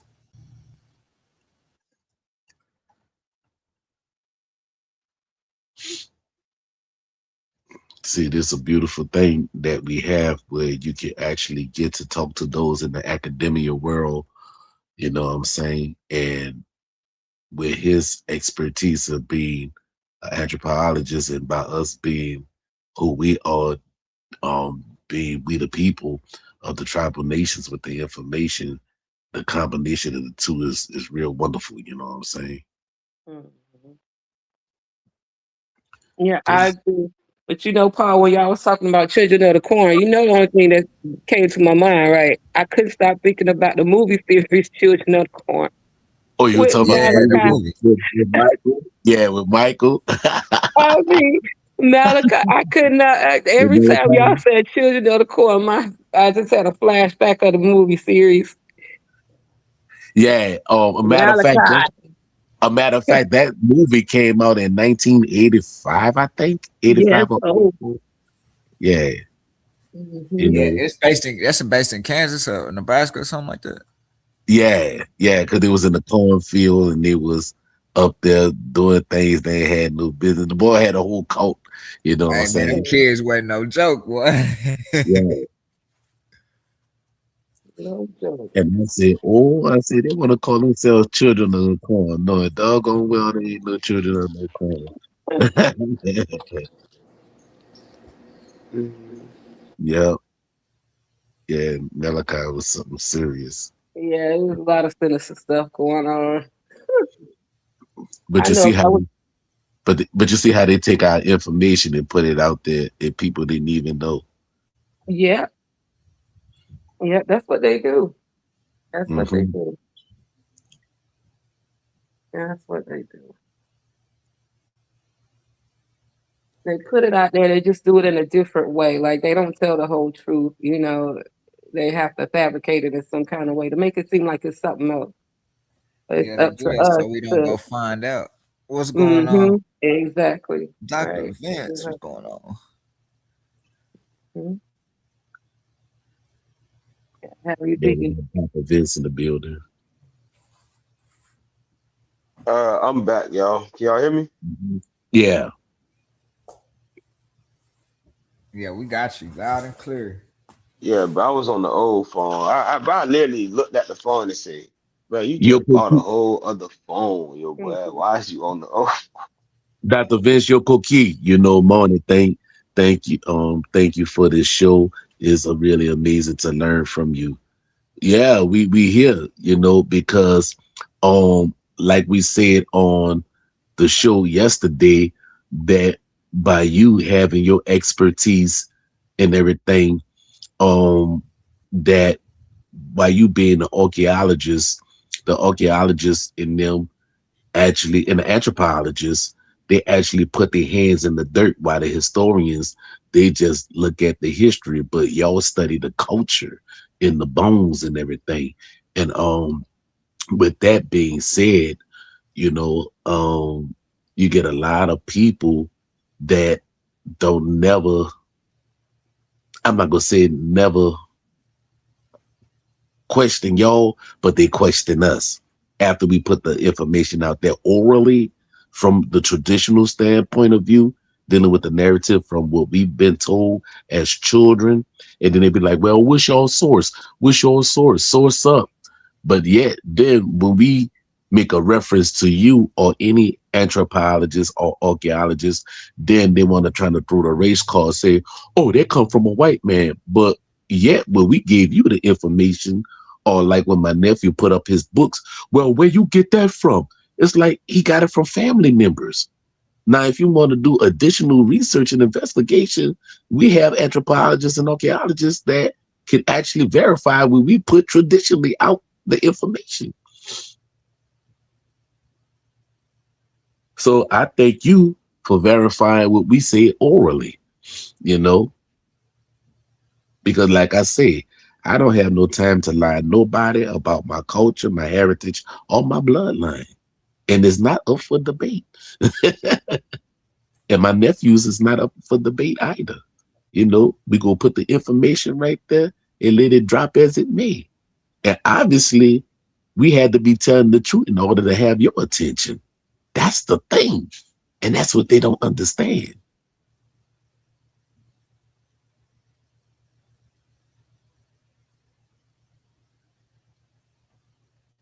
And then Hey, actually we made history, believe it or not. We made history together, Vince, because we the only indigenous people that I know of who panels you actually came on. You never been on anybody Pardo, Melbourne. else's indigenous panel. And I say thank you for that. Screenshot that. And I yield the full floor to the panel.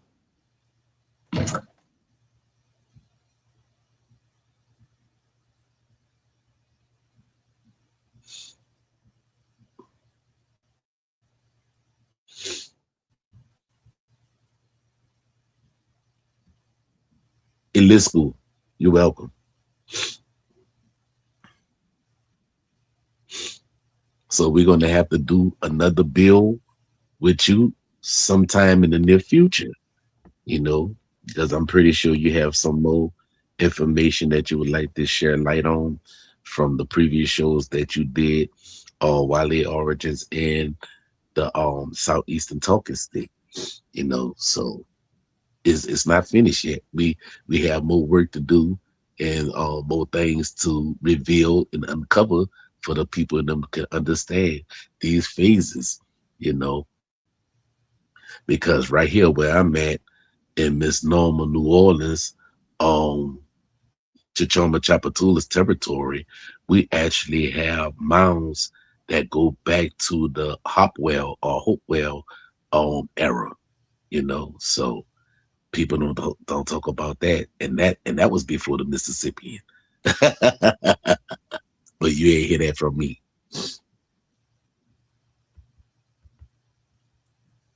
Vince, where is the Wellborn culture period? I mean, area at? I don't want to mess up my lag it out, so I'm not gonna search it real quick.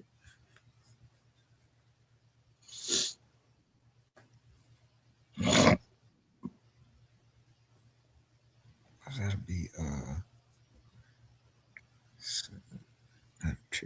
Everything is in the Tennessee. Check out the wiki link. It's in Tennessee. Okay. I wonder. Okay, I'm gonna have to check that out. Sure.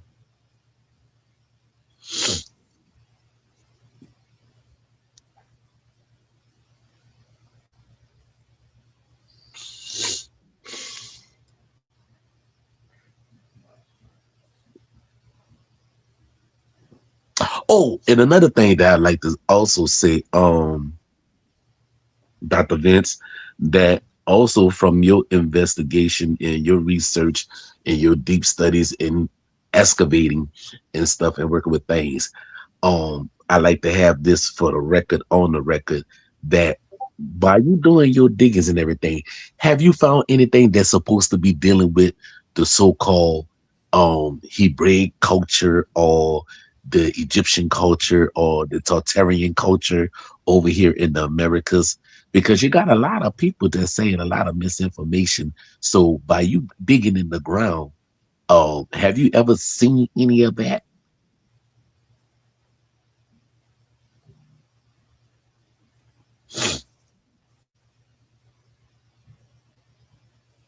I do remember Phoenician script on some of those artifacts. Yeah, but that came later. Yeah. That's like the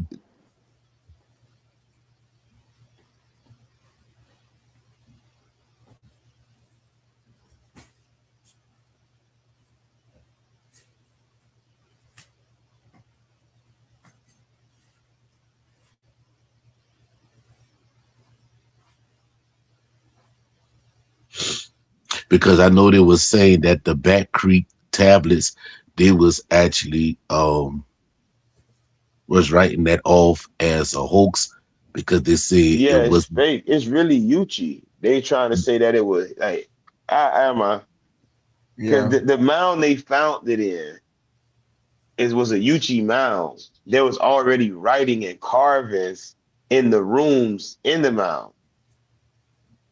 Europeans, again, they don't know what be going on, so they's trying to make it Hebrew because we got to remember it was Jews that was funding the digging and funding these projects to make these people either Israelites or something to do with that culture. That's why, the Cherokee wear fringes. They must be Israelites, like type shit. That's them. Try to make it fit the narrative. right.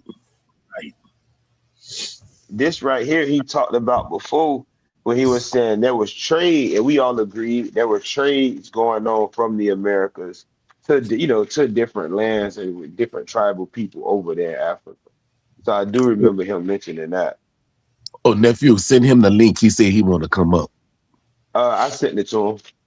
All right. Yeah, I sent it already. I sent it like 2-3 minutes ago. Okay. Yeah, because I remember he was saying something about trade. So let's see. Uh, yeah, Vince. So I sent the link to your what's the name to your I texted to you. Yeah, facts. Them putting that Hebrew title on it is it's them. It wasn't the indigenous.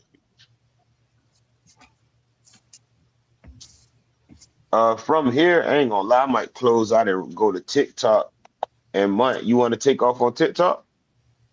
Not right now. I'm getting ready for work in a little bit. Okay. You got to move type shit. Yeah, I got one at 1:00 coming up. Okay. Say less.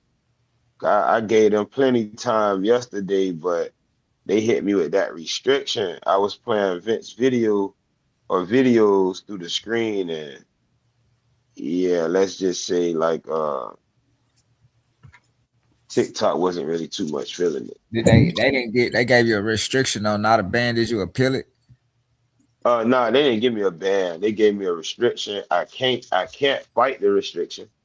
I think it was reported. It said that the information being presented on this live has been deemed hateful and hurtful. Yeah, that was a report. Yeah, and it was around the time where once Paul asked the question the first time, and Vince was about to answer the question, that somebody else answered. I'm like, hey, bro, fuck it. We gonna get the real answer on Pod and Podcast. That's where we actually got the real answer. Like shit like that. Okay. Yeah, they wasn't too pleased with the answer. Yeah, they wasn't, because once he actually answered, it was like, because the other guy like, yeah, it's mixed people, and Vince was like, he said, because Paul asked him directly. I think it was Auntie Christina asked him, then Paul asked him, and Vince say, yeah, there were people that look like what they would call Africans or African Americans. And as soon as that part crossed, when he talked about the skull and he said, I believe that's hair on the back of the skull, she said, that's this. Everybody in the comments went crazy. Oh, that lady tripping. That's hair. That's not wool. That's woolly hair. Bro, I end up getting that message. And then when I checked it, they end up telling me like, hey, when he said that she said it was hate. They were trying to say it was hate. They said it was trying to cause hate. So here we go. We got Vince up here. What's going on? Hey guys, thank you so much for having me on again, and I appreciate you all. It's our pleasure. Yeah, but when they said it was a he, they didn't like that. So, and it's like, this is from an anthropologist who actually did the work. It's nothing racist about it. It's nothing hateful about it. It's just the truth. And once everybody can succumb to the truth, then everything can be well and okay. But you have people that cannot take that bitter medicine that is good for them. Get mad past is crazy. Yeah, you get mad at the past. If that was the case, everybody would be angry then. And yesterday, Vince, while I have you on here, yesterday I went live and I played the two videos we did together. I played part of the first, and I played the majority of the second. And once we got into the skulls or into the different groups that were here, whether what they were, once you broke it down, and remember, I went into the science of the Negroid type that's in the islands. Once I added that to the bill, and then went back and showed where you were speaking on the skull, TikTok basically started sending me restrictions. So now I can no longer promote my lives, and I can't basically get paid off going live on TikTok anymore. Yeah, so. Oh my gosh. That's wild. So the truth sometimes is considered hate speech. But it is what it is. So what's going on? Talk to us. I know you have something for us today, especially dealing with your line of work. Well, thank you again. Yeah, thanks for having me. And I'm sorry that happened. The skull is one of the interesting things that came from the study on Mount Pisgah, and that was just a photograph in the book at the museum the skull appeared to have been damaged. We sent the picture to an anthropologist and osteologist, professional that could tell us about the age, and they said it was a male about 45 years old, and they thought that this person died of dental infection, and then it had post-mortem damages. And the amazing thing is how these damages matched what happened in the DeSoto Chronicles, and that DeSoto caused these. He basically took his Harbercus 45 caliber gun and shot the skull in the ossuary of Mount Pisgah that he wrote about. He called it the Temple of El Ku in Kofi de Cheke. And right, the temple of the mixed ones. Mm-hmm. Yeah, and DeSoto and his men said they shot 3 rounds off in this mound. It's an Earth Lodge temple, and they described these wooden boxes that were filled with the chief's remains, and they said the mound was an Earth Lodge, and it had these figurines of the chiefs' clans, basically their totems situated above each of the boxes containing the chief's remains. And they had a stack of these in a pyramid 6 levels high in the central portion of the mound. And this was described in the DeSoto Chronicles, and it was found in Garden Creek Mound in North Carolina back in 1880. When they started excavating the site, they found the remains of this place, and they took some pictures of it, and it has very close match to the description of the DeSoto Chronicles. It's interesting that you say that, because what that description matches what we're talking about today. That Yes. and you say he had a dental infection. Dealing with the Based corn. off, yeah, it was the corn, it was the maize. Mm-hmm. Yeah, it was the maize. Right.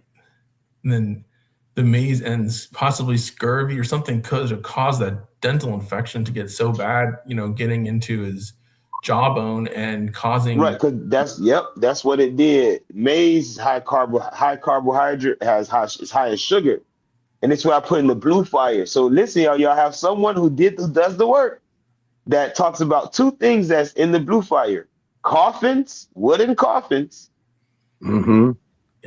and then the dental caries or the cavities that came with the maize. So And the there were coffin. infections, and that sugar sits on the teeth in the gum lining and eats at the gum lining and weakens the teeth. It And the weakens the coffin. enamel. Oh God, go ahead. Pardon me. And the coffin was made out of cedar. Yeah, and they found most of the coffins had been burned, but there were some remaining. And in the picture of the mound itself, they found some that remained, and they took a picture of it back in 1880 when it was first excavated, and there were signs of charcoal everywhere. All the internal surfaces of the mound were filled with woven reed mats, and they had been burned and charred. And unfortunately, the mound was burned internally by the DeSoto expedition when they came through. They said there were pearls everywhere surrounding these figurines they called casitas, or the figurines that represent their clan symbols. The Dodo. We were speaking about that too. And they wrapped these in pearls.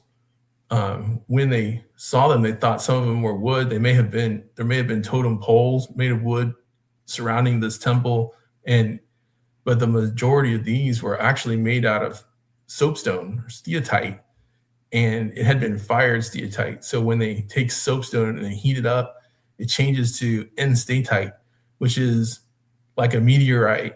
Meteorites are made of N-statite as well. But when they heat up steatite, it changes it to the same mineral composition of N-statite, and it makes it much harder. It's harder than steel. So that's why it lasts so long, and it's very strong and hard material, and it looks crisp, and the carvings are just incredibly crisp and beautiful, and they hold up for a very long time once they're fired. And they would wrap these in furs and pearls and like dodoms or animistic fetishes. Egyptian shabti, they had these in Egypt as well. The Sierra Leone Nomali of the Ivory Coast did the same thing. They had these figurines they made out of steatite, and they would fire them to make them super hard, and they just carved them in the shapes of their chiefs' heads or their chiefs' totems. And they were found in the mountain in North Carolina as well as in Sierra Leone. They seem to be a large amount of them found in that area as well. What I noticed doing some work, because someone was like, "Oh, Americans are the only ones who built mounds," and I'm like, "Bro, mound building is a universal culture." Mm-hmm. There are tumuli, what you call mounds, in Sierra Leone, but again, we're talking about trade. Mm-hmm. I don't know. I don't know. Like, that's interesting. So let me ask this: what are your thoughts on people doing intercontinental trade? Not intra, but intercontinental, like cross, different continents at that time. I think there's very strong evidence for intercontinental trade, even in prehistoric times. You look at the DeSoto Chronicles, and he talks about all different races present in Americas and the Caribbean. There were, African and Native.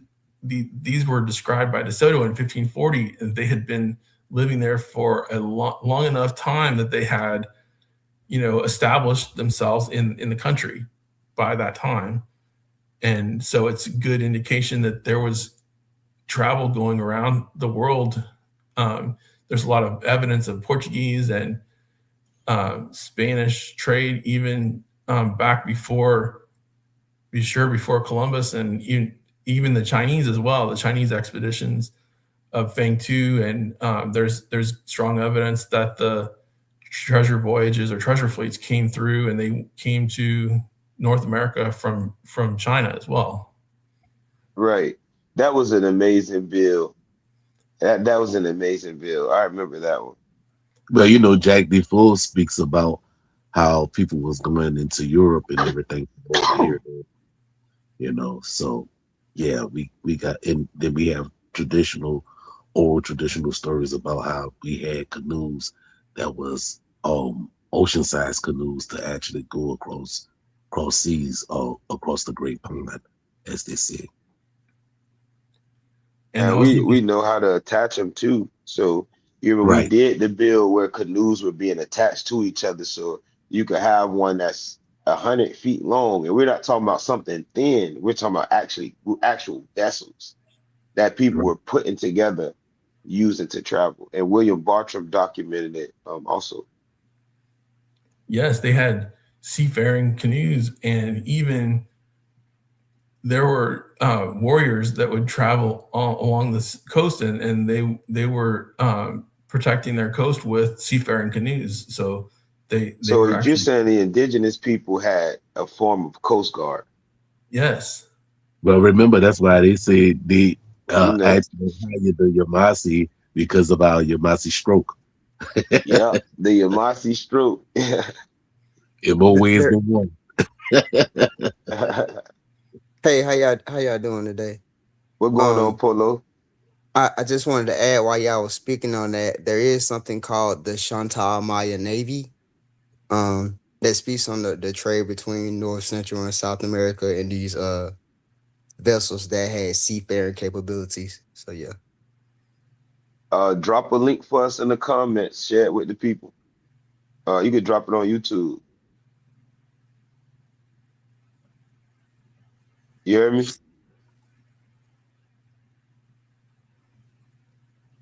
Yes.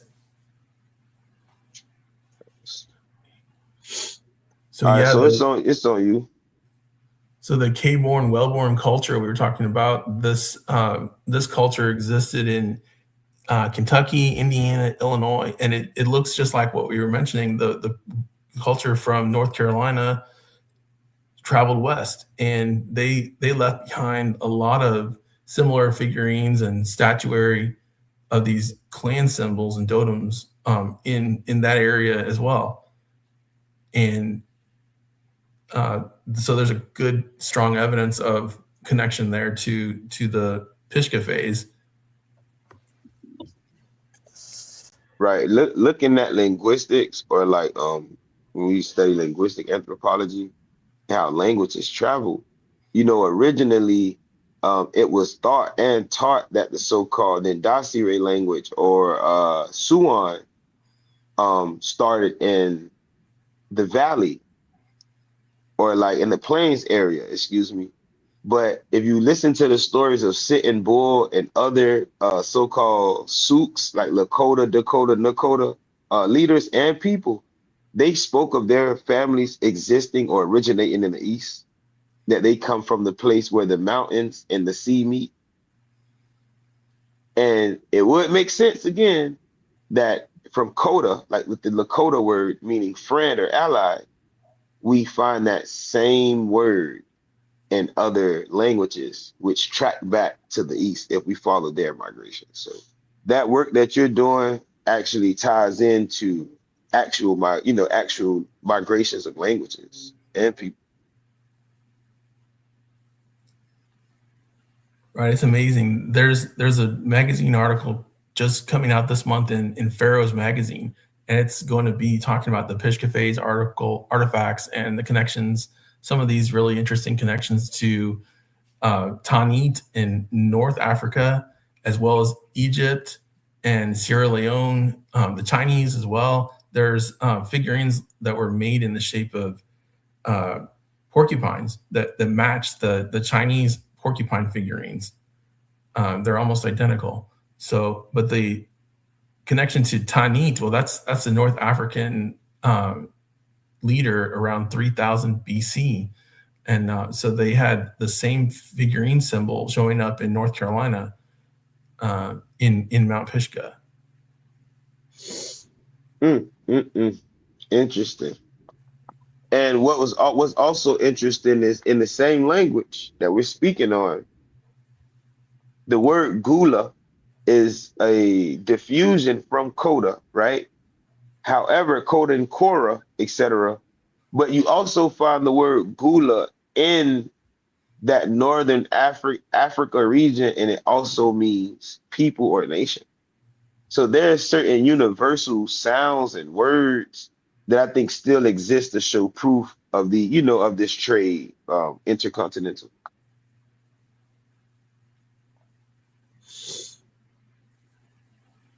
And even at Cahokia Mounds, the evidence of widespread trade was very prevalent.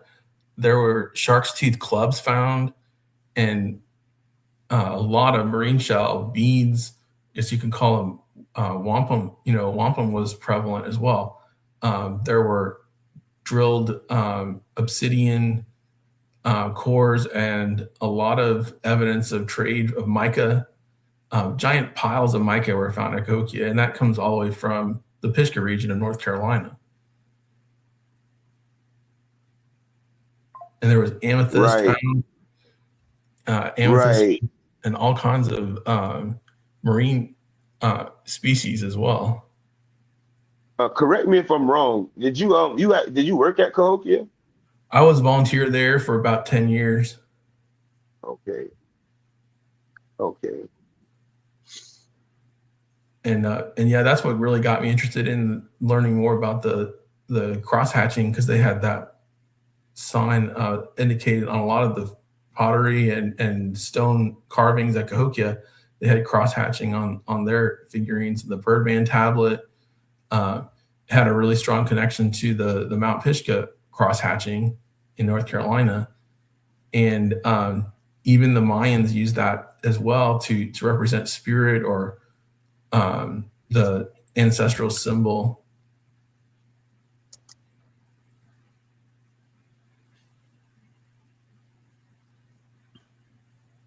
Yeah, that time was definitely a time for as they say, like the change, because you have so many different people coming from so many different places in a new governance system. So it's definitely interesting that we start to see that change.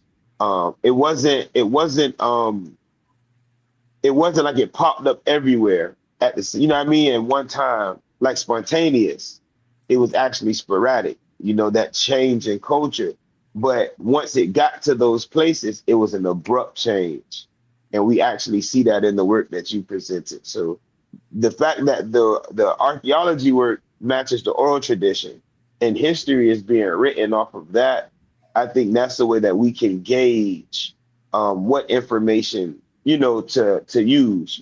Even though we still have to use discernment, but I think that's the way to gauge which information to use going forward. So that's just me thinking.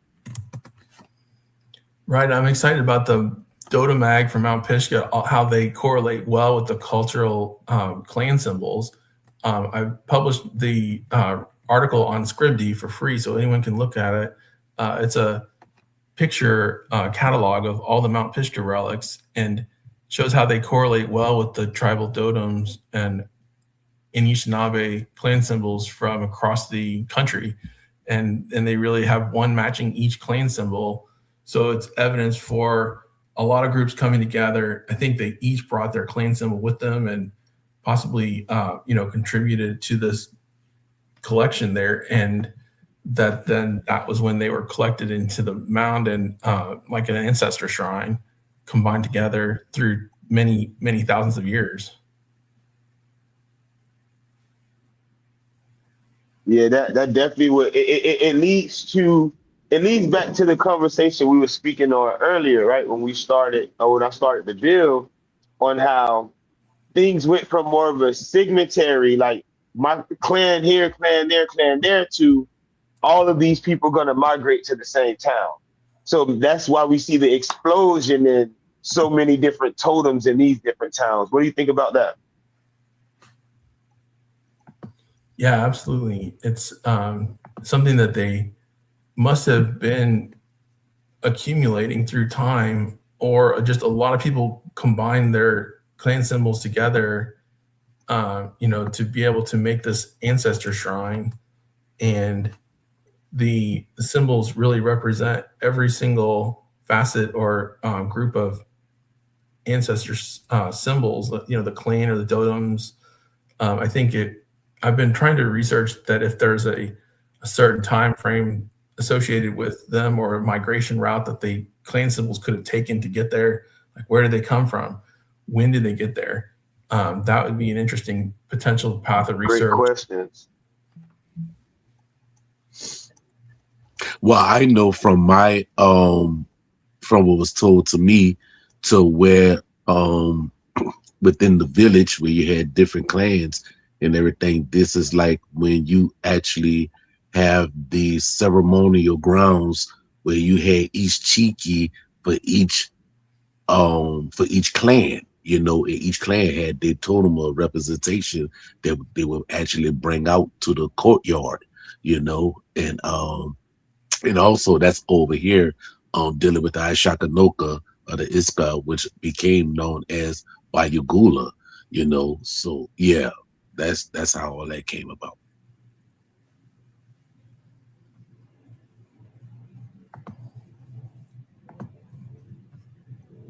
Yeah, and I guess back on the DeSoto expedition burning down this ancestor shrine, there's evidence that they did burn it in 1540, but then the culture continued, and so while what was burnt there was left, they still continued the tradition and continued to make these ancestor shrine figurines as they went along, and I think preserve their culture, of course, throughout the time after DeSoto.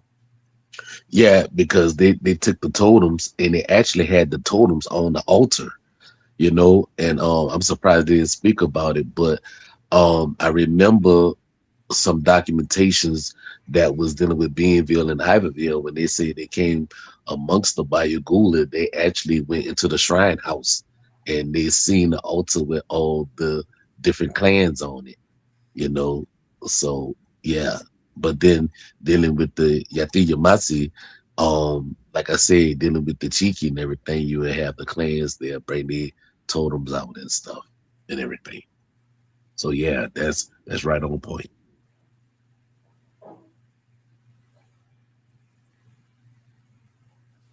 Wow, yeah, it's really amazing to think of, and the totems and clan symbols are so important. I was born in New Mexico and learned about totem poles in the Northwest coastal tribes, and then to find out that they were used all the way from Michigan, Canada, all the way to North Carolina, and even North Carolina, in New York, and the Seneca, Cayuga. This tradition of clan symbols and making totem poles seems to be very prevalent across the country. Have you heard of the totem poles in other areas as well? Well, I'll tell you this. From the past video that we did, when you actually had the totem of the rhino, remember? The rhino was also a totem. Mm-hmm. Yeah, the rhino, that was one of the totem and the sculpture figurines found in North Carolina. Mm-hmm. And it looked like a white rhino. Its tail was up just like the white rhino. It had a single horn or antler on its front of his face, like the rhino. And so, yeah, that's amazing. And the tie-in with the medicinal culture that you shared, I think that's an amazing thing as well, that this could have been a medicine clean symbol as yes, well. Yes, it was. And my nephew, Red Crane, he went more into depth detail than I did. But I just kicked it off and that's passed the relay back on to him. And I can do it again if he's on there.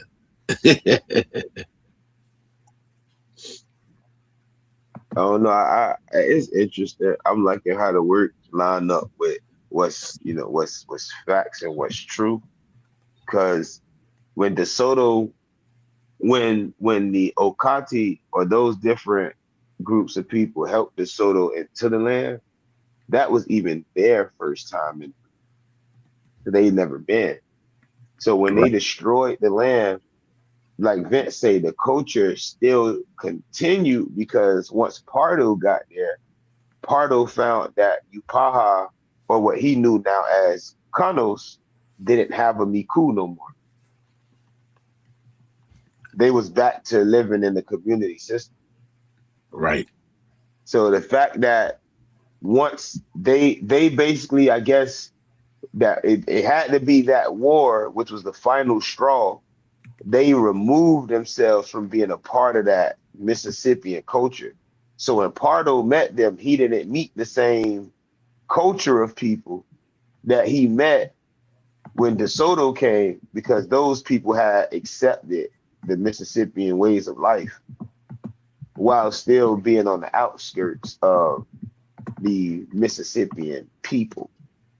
So the archaeology showing that time, I don't know, man. Every time Vince get online, it bring, add more to what we already been dropping. And one thing I'd like to add is the connection to the upper world. I mean, that the fact that these figurines were made out of the same material as meteorites. Meteorites were coming from the sky. So this was a connection to the upper world, the Sky Clan as well, connecting to the Earth Clan, and how they were in the Earth. They piled these up in the mound in 7 levels in a pyramid shape.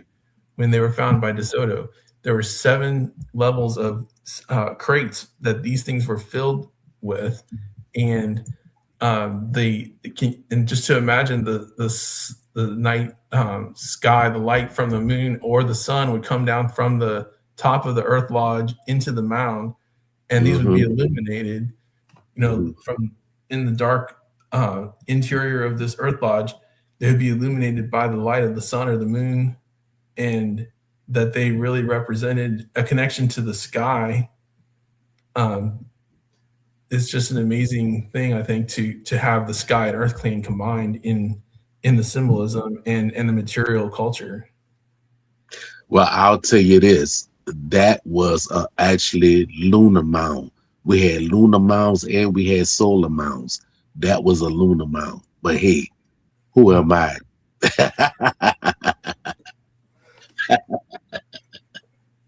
No, thank you. Thank you for that. That's amazing. So Yes, lunar mound, and there was a lunar crescent banner stone found as well in the mound that looked just like a crescent moon. Yeah, that was a lunar mound. We have lunar mounds and we have solar mounds. And we actually had certain ceremonies for each mound that was dealing with the solar and the lunar, because that's also how we kept dealing with the seasons as well. Wow. I don't know why I'm giving out all these secrets like that, but hey, it is what it is. It is what it is. They can stop playing with us. That's amazing. And I guess the lunar and the calendar of the year is very important as well across the culture, and to be represented in the mound as a lunar mound connects well with the upper world. And you know, you got different phases. You have lunar phases and sun phases, and at certain times these change. So you say, for instance, you have like a 24,000 year period. Like we had like, and we rounded it off because it'd really be like 23,526 years, but say 24K. It's kind of like 24 hours in the day and the 24, you know what I'm saying? Like, et cetera, et cetera, et cetera. So what the lunar calendar was is a certain 6,000 year period. Certain things were dealing with the moon and the moon only. And other times dealing with the solar, it was dealing with the sun. What often gets confused and or conflated is that there are many suns, right? Many stars. So sometimes these solar mounds were built to suns that one may not even can see today with their own eye, because the sky was different 6,000 years ago and then 6,000 years before that. So in that 24,000 year cycle, you have sun, moon, and moon. You know what I'm saying? Like, but it's a rotation. So you start to also see why culture changes from masculine to feminine and masculine to feminine.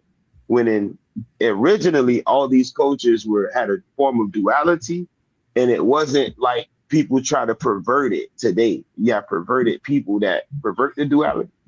But these cycles and these mounds were for things like that, right? So you would have, for instance, someone say, well, when the people were on the earth, or how we got to the earth is the blood fell from the sun. That's a sun cycle people. Some would say, well, the blood came from the moon. That's a moon cycle people. And even then, some would say the moon was masculine or feminine. And other times, some would say the sun is masculine or feminine. But it's all dealing on these cycles. So, yeah. And just to give you some information, Cousin Seminole Brown, I told him to go to a certain place, right? And I told him about the solar effigies.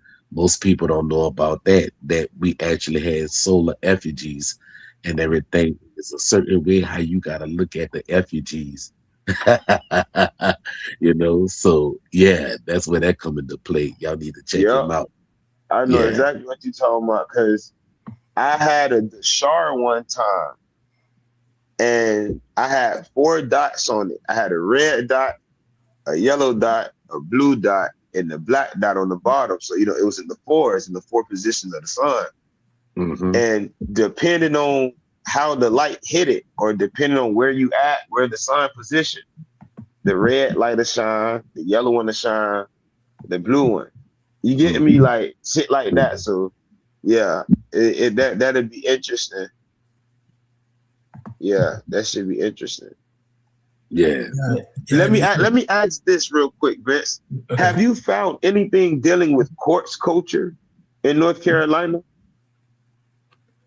Well, I think not necessarily in North Carolina. I mean, these were near mica.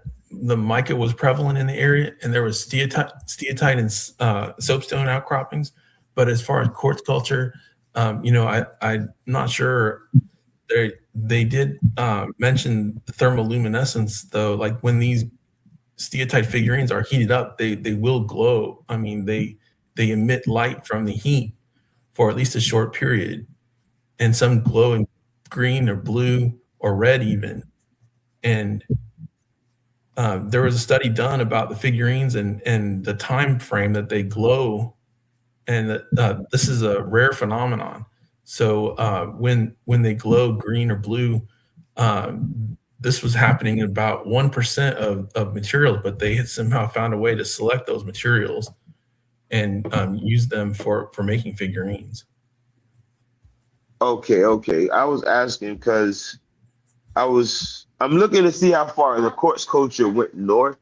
You know, in the Savannah region, they were mining quartz. So you can find like in the Tougaloo area, the Chuga area, that Hartwell, Elbert, Madison County, Georgia.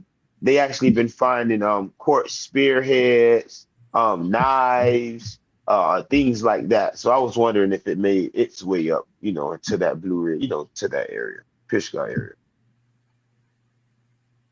Yeah, I've seen a quartz points are unusual. They call them PD, I guess.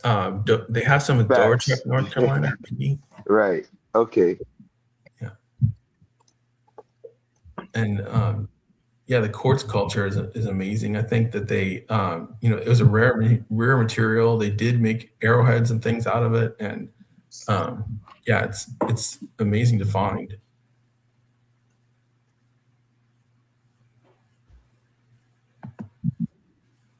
Who else do we have? And do we have any questions? We don't have any questions in the comments. Let's see. Paul, you want to go ahead and continue? I'm gonna sit back for about go ahead, cuz. Pardon me. I'm sorry, brother. I do have a quick question about what you were just mentioning about the quartz culture. What time period is that? That's a great question. Yeah, quartz. The PD culture, Dorchak and Hardaway, they had quartz points found in North Carolina, and they said they were ranging the time frame from around 8,000 BC all the way up to European, contact. So the widespread time frame. I don't know if there's a particular one that has been used more than others. I have a question. Are you familiar with Albert Goodyear works that he did over there dealing with the University of South Carolina, dealing with the Topler? Are you familiar with that? No, I'm not familiar with that. I'll check it out though.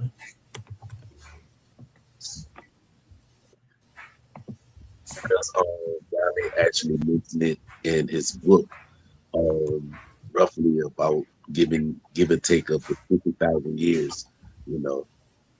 Oh.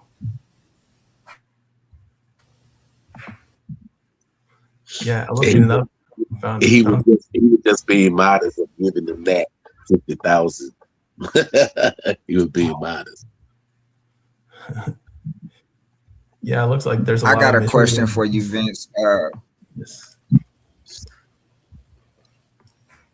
Okay, go ahead. Yes. I got a question for you, Vince. When we last had the segment, we spoke about, or a question was asked about, why don't any of the totems that were found show any depictions of the culture of war? Can you elaborate on why we seen so many totems that don't even show like, you know, negative things. Everything, the totems are all positive, even during the phases of when this could have been war times as well.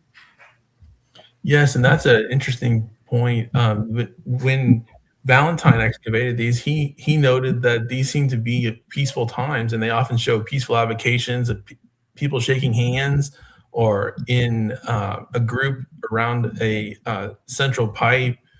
This site, I think I've heard that when people show up with the totems, and it was for ceremonial or gaming, they had gaming being played, that this was a peaceful site, and they would have the green corn ceremony being a time of peace, and they didn't have a lot of, I mean, they didn't have war because the war was not permitted in that area.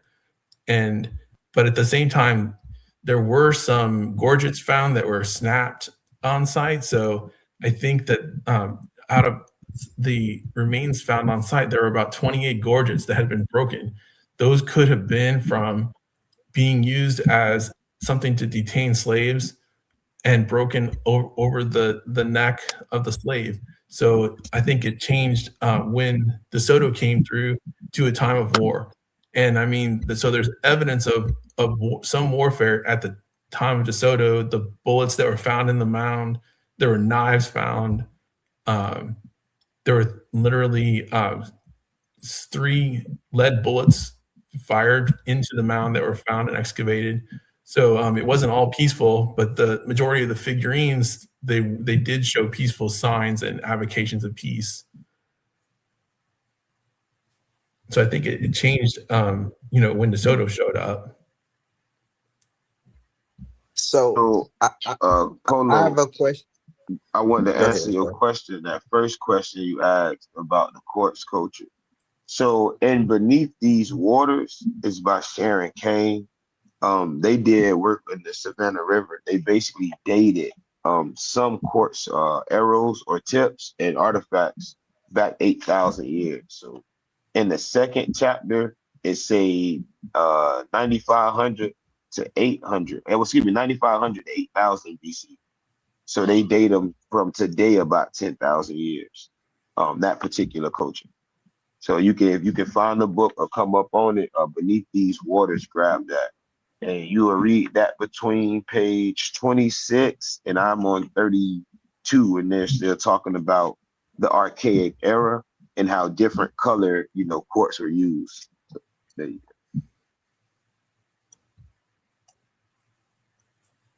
And never mind, I found another answer, but it also says that they basically reached up to that Carolina region, and they say so 8,000 years ago. So they still got it there. But yeah, I hope that answered your question, fam.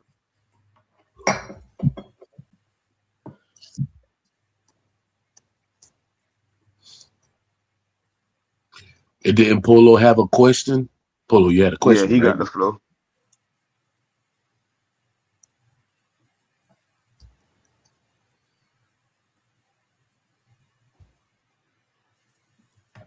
There he go. I let him back in. You got the flow, P.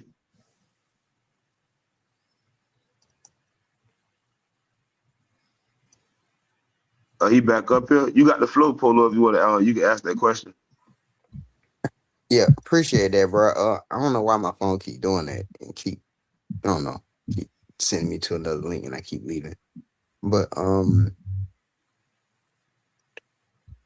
what we were just talking about, like there were totems that show signs of peace, and then there are signs of structure or conflict at some point, and it seems to be at the time of the Spanish. Could this have been different Indian clans migrating in the area and causing strife?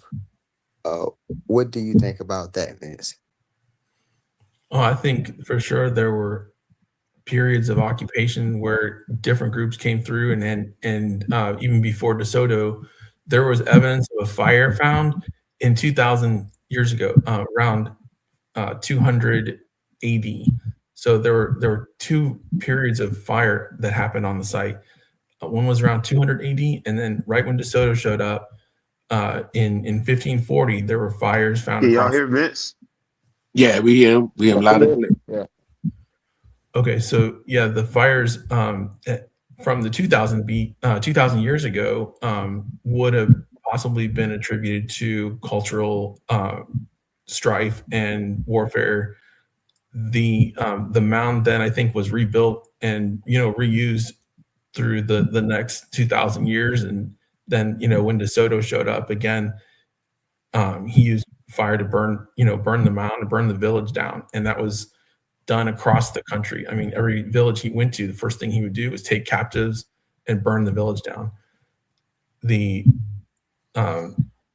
evidence on the site, though, it shows cultural connections to every clan. I mean, if you look at the Dotamag link I posted, it has clan symbols of just about every clan. Across the Anishinaabe, they use these clan symbols in Canada and all through the Eastern, and even Siouan clan symbols. I mean, these are covering the gamut of every type of clan that was represented there in the mound.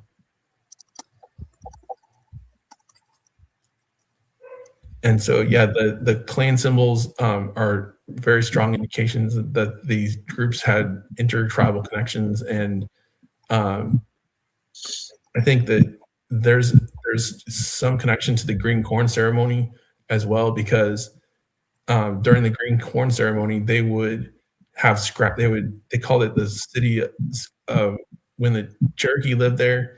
They had another name for the city, and it was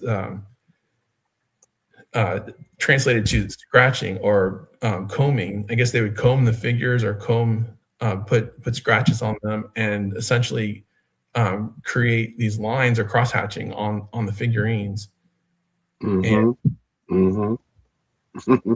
Like combing, like they were alive. They would basically make like they were combing their fur, and I think then that's when they were wrapped in furs and pearls. After that, so as part of the ceremony, the combing of the figurines was part of it, and then they were heated in a fire to really keep that figurine crisp and sharp. And when they were heated up, like I said, it made it super hard, strong material, so it wouldn't erode away. And these things just lasted so long because they're harder than steel. Thank you. That's all I had. Thank you. Thank you.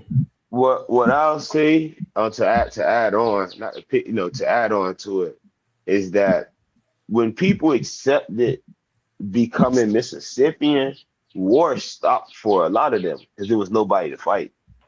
Then you had to look at it from this way. You had people who didn't become Mississippian, and they weren't going to go to war with the chiefdom.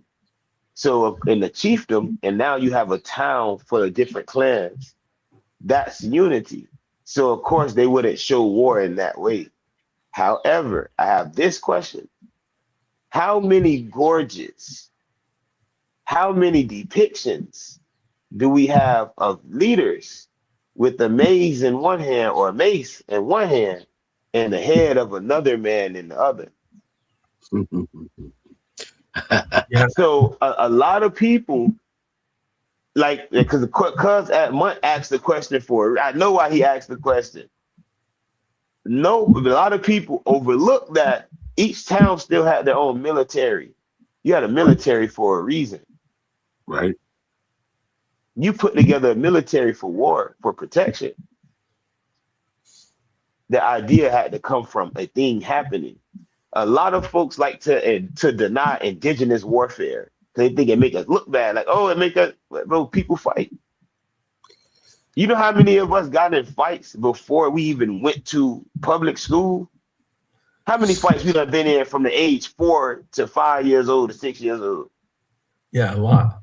So ain't nobody colonized you then. Ain't nobody put their hand in the game then. It happens. It definitely happens. But the scale did close down once people started to become Mississippian, because it was a way for unity when it came to governance under the Yama. And that's an actual fact. So I'm Yeah, loving this. We that was the still, what you just said, Napitu, is a good reference because even still today during ball game, like I don't have to be on a football field or on a soccer field with in competition, but I can always be in competition with my brothers, my cousins, and throughout life, I would, we would tussle, like we would get in fights, physical fights with our own family members, just over the sense of competition with our own family members during the ball game that we used to have while we compete at the family reunions and stuff like that. Cause how many of your teammates you slapped because they messed up the play that could have won the game?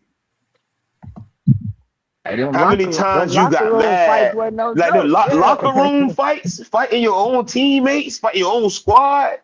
Those fights be crazier than going against. But that's how militaries are built. That's how it's built. But again, I do understand the question, and I love the fact that when we do go into town centers, we see the unification between each family that lived there. And each family put in work on both sides. Each family was able to provide business, was able to also stand up during times of war. And each family had their own ritualistic ceremonies. well, nephew. You So got, unity, the different forms of unification is what we see. but nephew, you got it in your book when you speak about the family feud.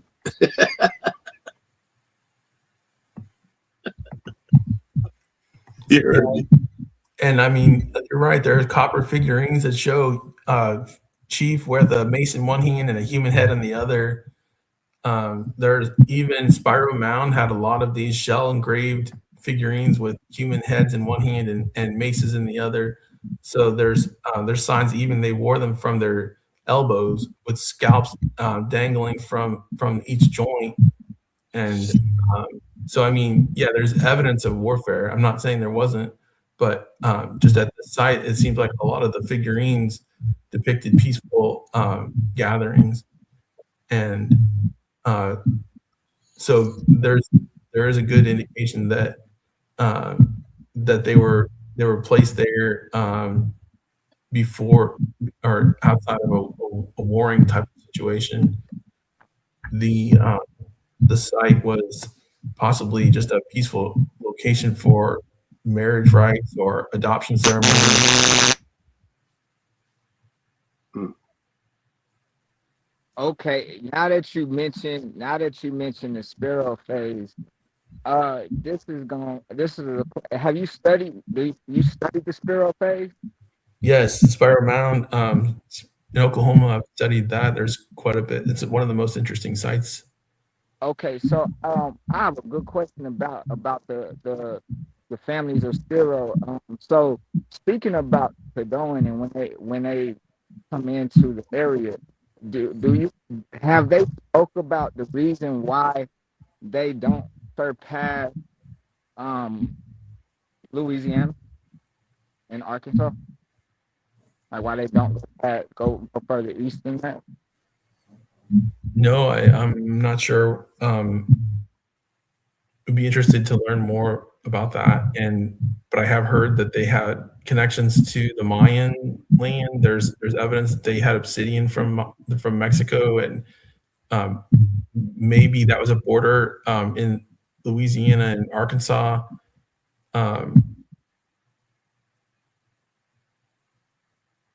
Not sure.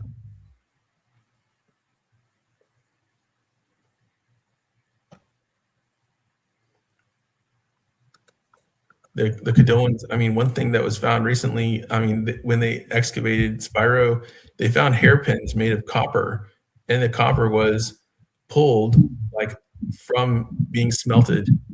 And there's evidence that the Caddoans were doing smelting and making copper. There was 266 copper plates found in Spyro Mound and 28 copper hairpins that were pulled into wire from a smelted source of copper.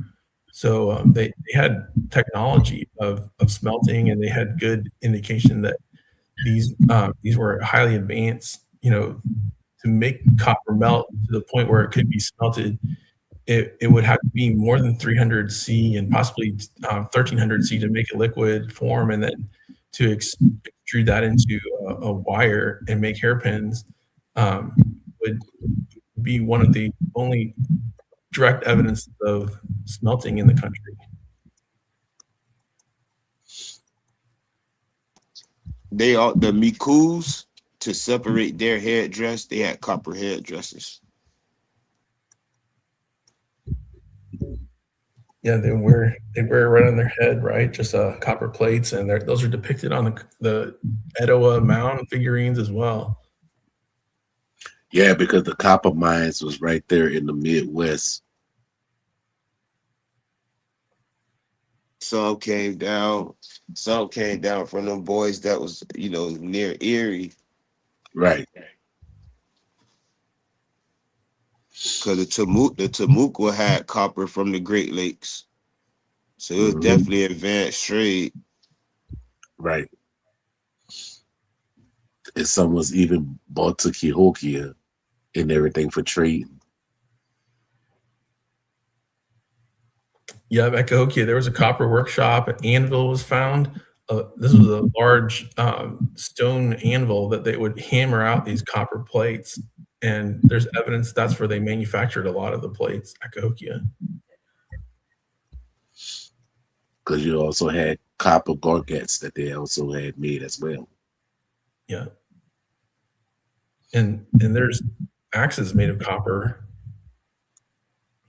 Oh, did somebody tell me I was wrong when I said that on TikTok? They don't know what they're talking about. Remember, they're internet Indians, bro. Internet Indians. They're not really oh man, that's a difference between us and them. We are Indians. That's a difference. We're not internet Indians. We are Indians on the internet.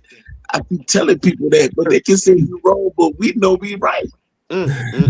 That's crazy. So now, when you play this on TikTok, they're going to either get mad again and they're going to flag you. Because we got the information. Now we talking about metals and everything. And they're going to be like, you said I was wrong. But yet, we got information that's both traditional, and we have those who can actually, in the academia world, verify and confirm what we said orally. What part they don't understand? They're not going to get on this. So I have a question about the guanine spears and arrow tips that are found. So do you think it's just the composition of gold and silver, or do you think that other part of copper in it is in there as well, Vince? There were some gold and silver artifacts found in Florida. There were gold hairpins. There have been golden artifacts found in Ohio as well. Silver artifacts from Cahokia mounds, silver gorgets, and round discs made of silver were found at Cahokia. But as far as copper goes, I know they've done some analysis on the copper and the origin, and some of it has trace elements of silver, so they can identify the source. I think that a lot of the copper is believed to come from northern Michigan and near the Upper Peninsula and Lake Superior, Isle Royale area. There's other sources of copper as well. Yeah, I agree. For the most part, when it comes to us and our trade, yeah, as far as where we was getting it from, yeah.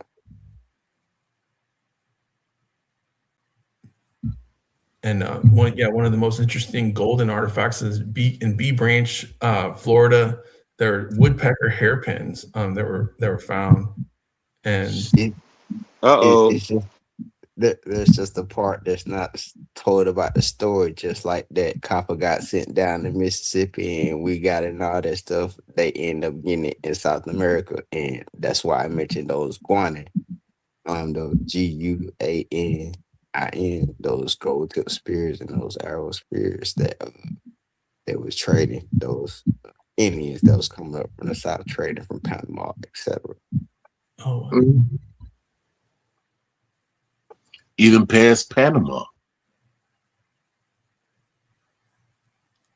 yeah. There's good evidence of trade to Panama and Central America, even all the way up to Wisconsin.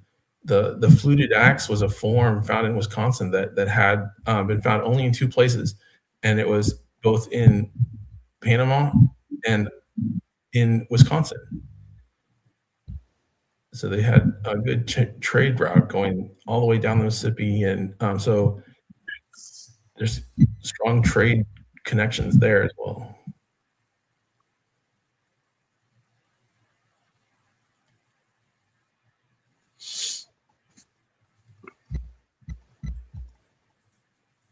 Appreciate that. I just wanted to add that because that's part of our story, my understanding that those spears there aren't just gold and silver, it's gold, silver, and copper in the Guanin spears.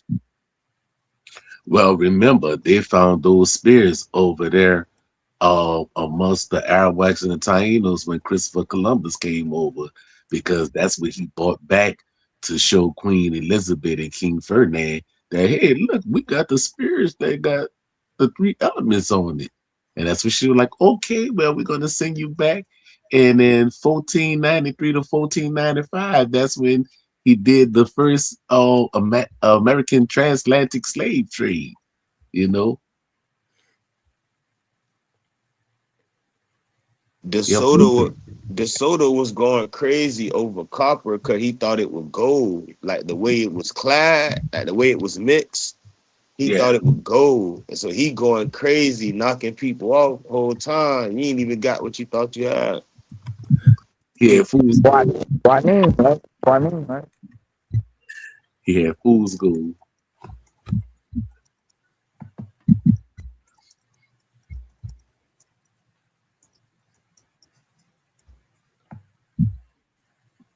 Man, we almost been dropping information. I want to do this. Let me ask this to the whole panel.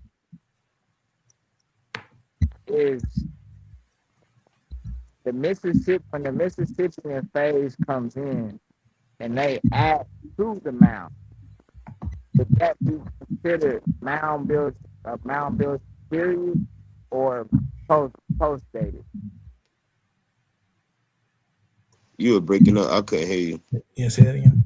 He asked by the Mississippian culture dealing with that time, would they be still considered as mound builders or add on to the culture that was already there, basically?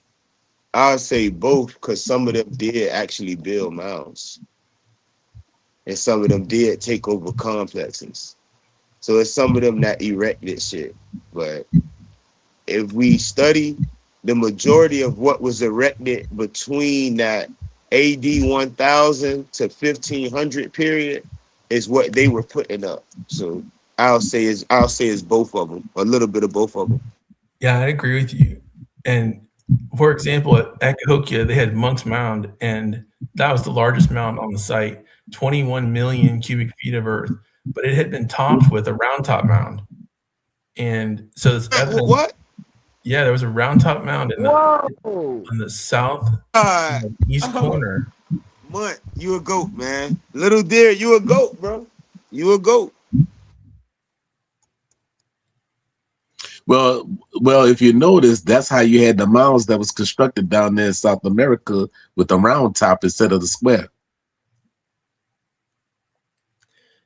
Yeah, that's right. And they built mounds on top of mounds and continued the culture from earlier phases. And there's strong evidence of that. The mound was reused and reoccupied throughout the Mississippian. I think its origin is a lot earlier in its formation. The formative culture may have been from archaic times or even early archaic. The majority of the actual artifacts on the site point to around 3000 BC time frame. And Mississippian was a small percentage of that the quantity of artifacts from the Mississippian time period. So there's good evidence there that the site was just reused and reoccupied. And one thing at Cahokia, to tie into the corn, they had limestone celts found. Limestone celts were used for making tamales in a process called nixtamalization. They would essentially make the corn into tamales and flat tortillas, the same way they did in Mayan and Aztec culture of Mexico, grinding the corn with limestone. And limestone celts were found throughout Cahokia. And also, they had been found in Mexico. And that's what the Olmec heads are made out of lime. But you ain't hear from me. Yeah. Man, when they gonna stop playing with us, man?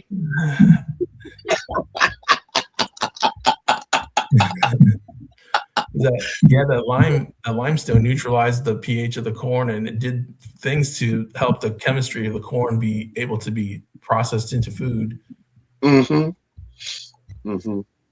See, over here on this channel, man, you'll get the pure coconina.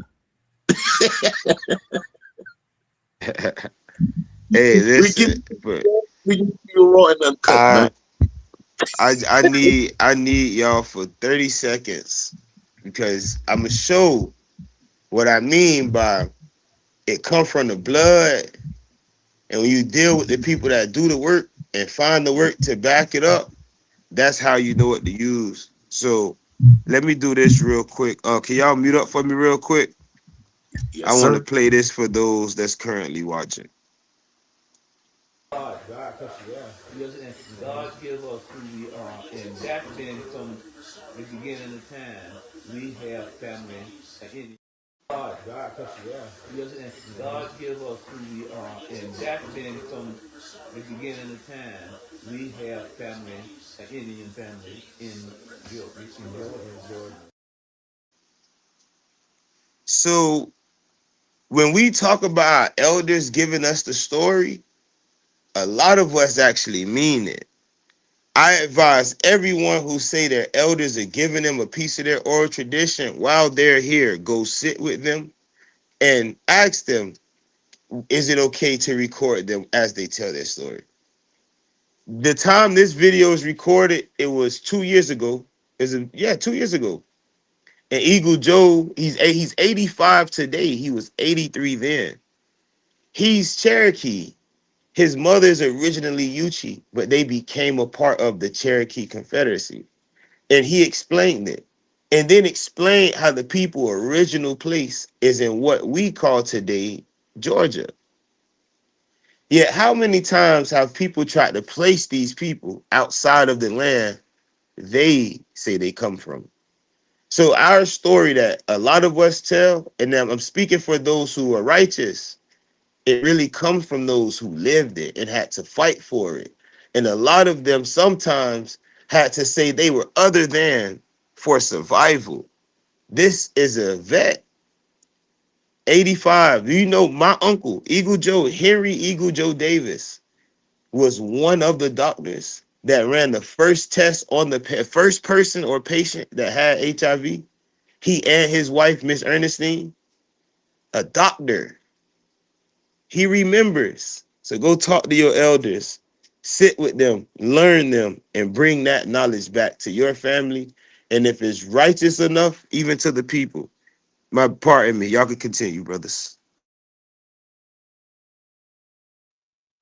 Look, one thing about it, before it was written, it was oral.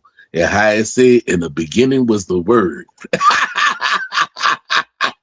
Or better yet, some people say mum's the word. You Mum's the word. We know what's going on. You don't have no reason to lie, man. You got people in them that go and say, oh, your grandparents lied. What they go lie for? There's no need for them to lie, because what would they gain? What would they gain? And what people keep on forgetting is they keep on talking about the transatlantic slave trade. What people have to understand is if somebody was in servitude, that does not make one have amnesia. It doesn't. There's no whip or no billy club can make a person forget who they are. And what I mean by that, so-called cat nine tails, whips, and billy club, what they use for old boy out there in California. And it was about 10 of them that did him. And he still remember that he was who he was. Yeah, I'll say this. A lot of those schools, mission systems, churches, and things like that were set up because they knew that they couldn't get to the parents, so they can get to the children. It's much easier. So Right. if a woman has a child and we take that child at that moment and we raise that child in our way, in our culture, to think like us, we created a virus to their community when we send that child back. So oftentimes it wasn't even the parents that was going through the miseducation.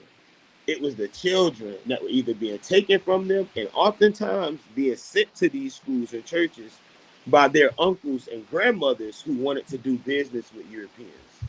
And what So they say, it's mm-hmm, now right. add on. And what they say, give me your child from the age of 5 to 18, and we got them.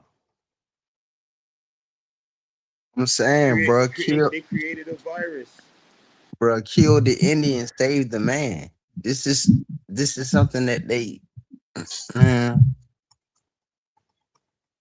So what they'll do is exactly that: kill the Indian and save the man.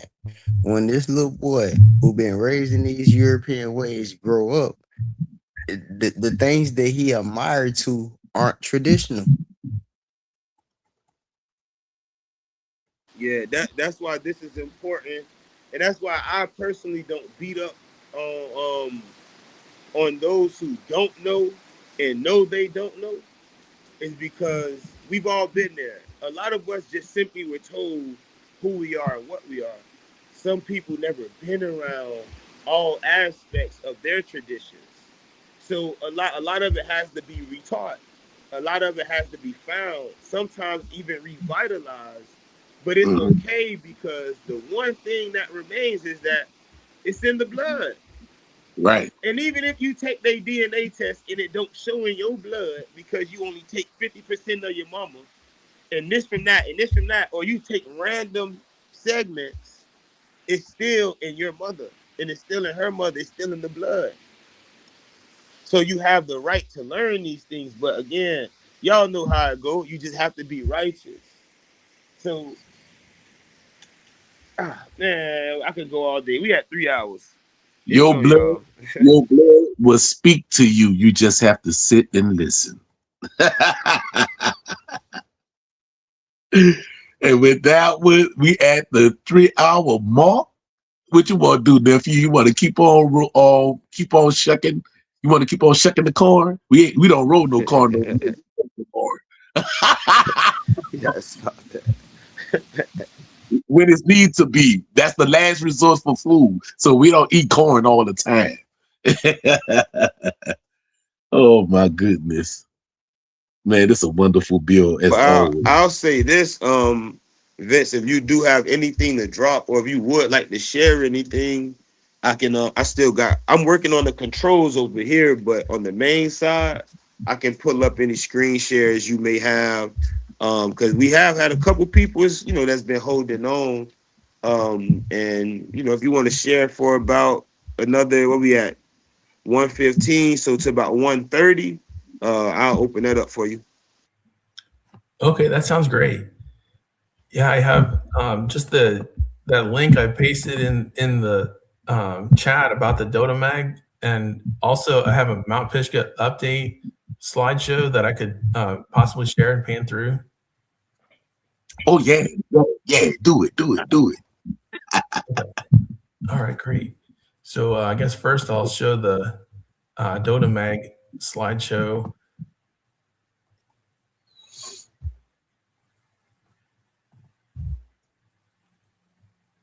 Let's see. Yeah, I'm also going to check out those other links that I believe that was Polo who sent those. Yeah, yes. Yeah. It's in the chat. Hey, I'll start something right now. Hey, Polo, what you said about Jaguar Clan? Nah, he ain't say nothing. T. He ain't say nothing. T. I just play. I just play. I just play.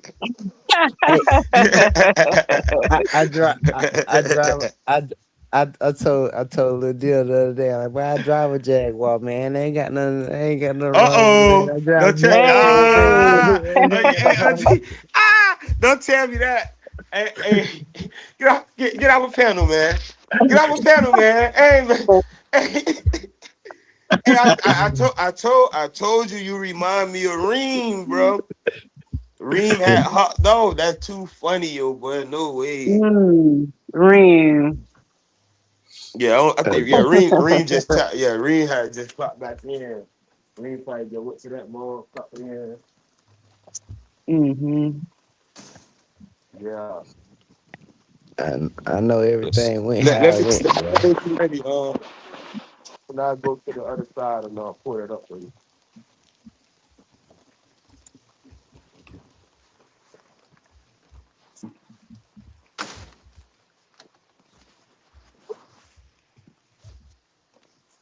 Let's see.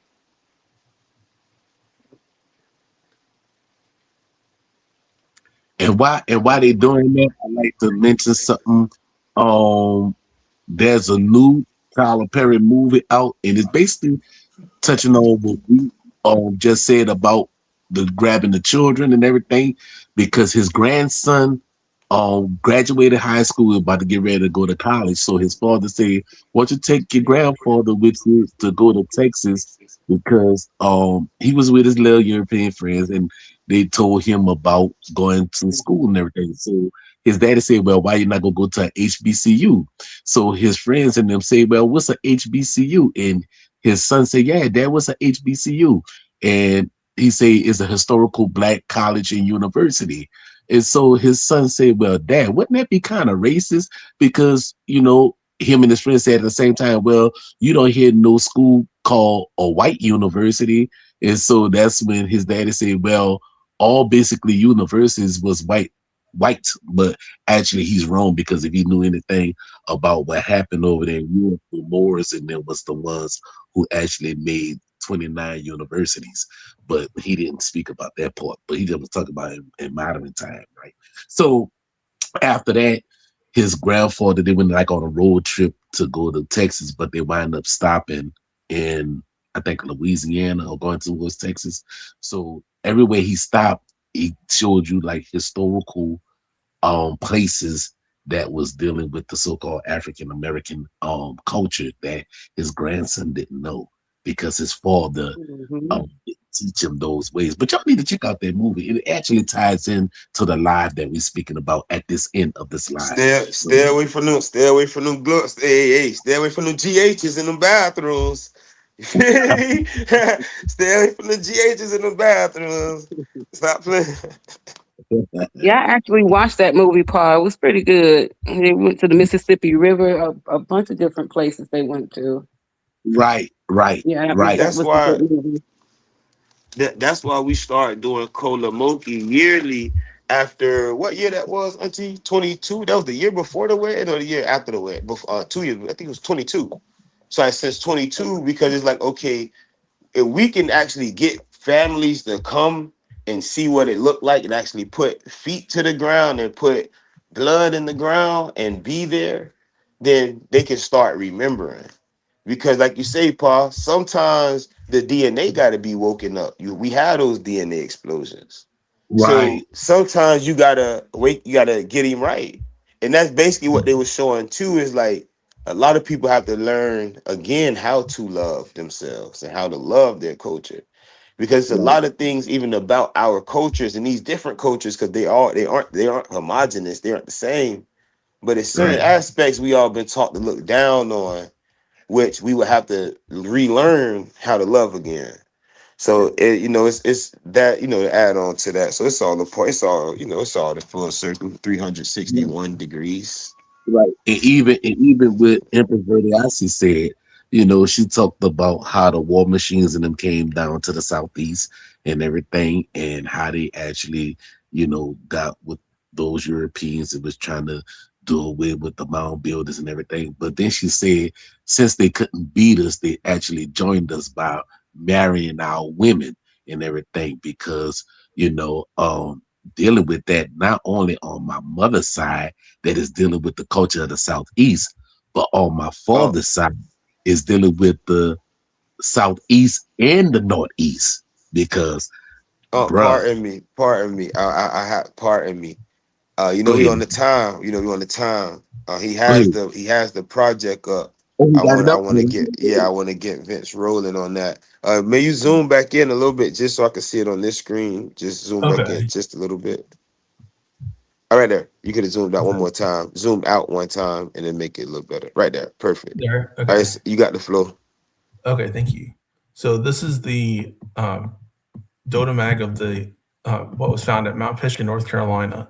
I've basically combined it with the Wikipedia article that deals with Dodomag, and to correlate with these figurines, there's a very strong correlation. Sometimes it pops up with a little advertisement, but it'll go off in just a second. But these figurines, I was able to photograph them at the Valentine Museum. They have a correlation with every single clan symbol of the Anishinaabe.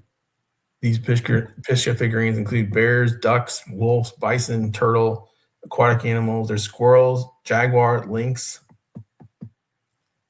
There's spider, daddy longlegs figurines, snakes, alligator.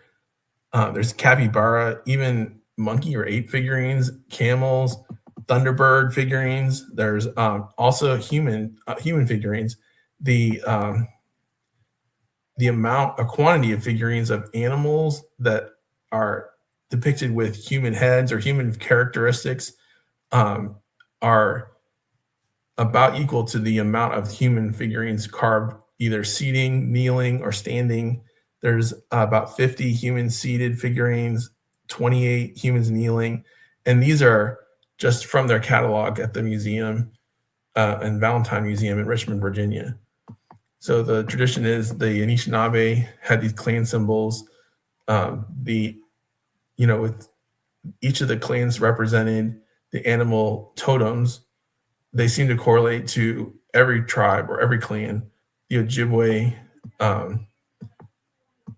especially seem to have a lot of symbols represented. But as I go through, I'll show you pictures. These are the Hooves subdivision. First, there were a lot of deer figurines, antlers or elk antlers shown, and caribou figurines.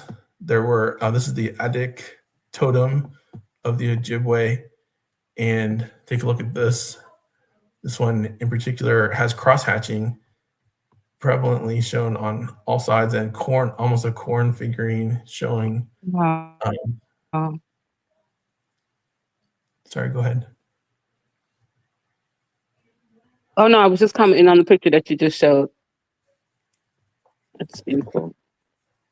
Interesting, yes. And this deer's standing on its hind legs and reaching up almost to grab a fruit or something from a tree, persimmon possibly. I mean, I've seen deer do this, and the tail is important, how these lines are radiating from the tail. And I think everything is important. All the cross hatching and all the way it's depicted, these lines on the body is incredibly artistic. And there's like this one, it shows almost a leaf or tail figurine and the antlers on the deer, and each one is crosshatched. They're carefully like combed or crosshatched. We talked about combing being what they would use metal combs to make these crosshatches on the figurines. There's moles, also some kind of a mole figurine type of thing with an antler on its head. There's buffalo figurines. There were many buffalo or bison, also again with cross-hatching on all sides, and nested chevron type of shapes. And these were clearly burned. I mean, they had the smell of smoke on their surfaces. You can even see the char or charcoal that was embedded into their surfaces, and some had lightning engravings like lightning strikes on their side, and this one apparently had its head removed on a platform. And so they all have these really interesting nested chevrons and cross-hatching. Just a second, it's doing this loading. Okay, so then there was the rhino. We talked about the rhino being the medicine symbol. This one, it really represents looks like a white rhino with his tail up across its back and a single horn on the front of its face, correlating well with the medicine clan. And what's the last time rhinoceros lived in the United States? Well, they had woolly rhino back in Ice Age times, but it's more likely that this is a rhinoceros possibly from Sub-Saharan Africa or Eastern Africa. And so there's a continental connection, intercontinental oceanic voyage connection to Africa. And then the rhino is also a unicorn. And there is a lot of these that represent bears, a huge amount look like bear carvings or effigies. Sorry, I think I jumped ahead a second. So this one has almost an alligator with a beaver tail.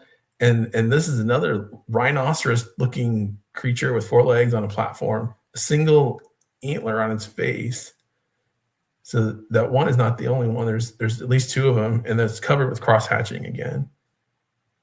And these were bears again, look like bears that are kneeling or some kind of 4-legged animal.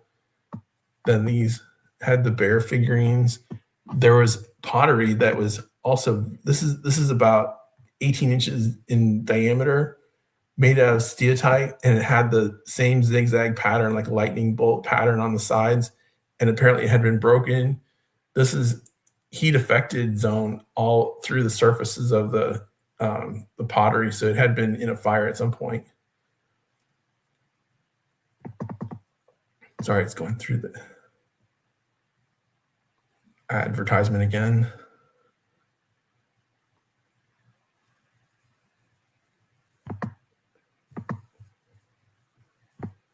Okay, so then there were bulls. I mean, this looks like a bull or a cow, bison possibly, but it's on a platform again, a cross-hatched block of steatite that was heated up.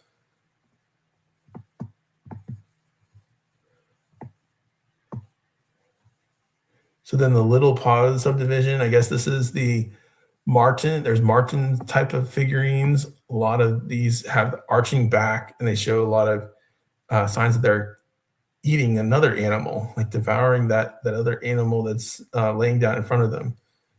There were beaver, muskrat type of figurines.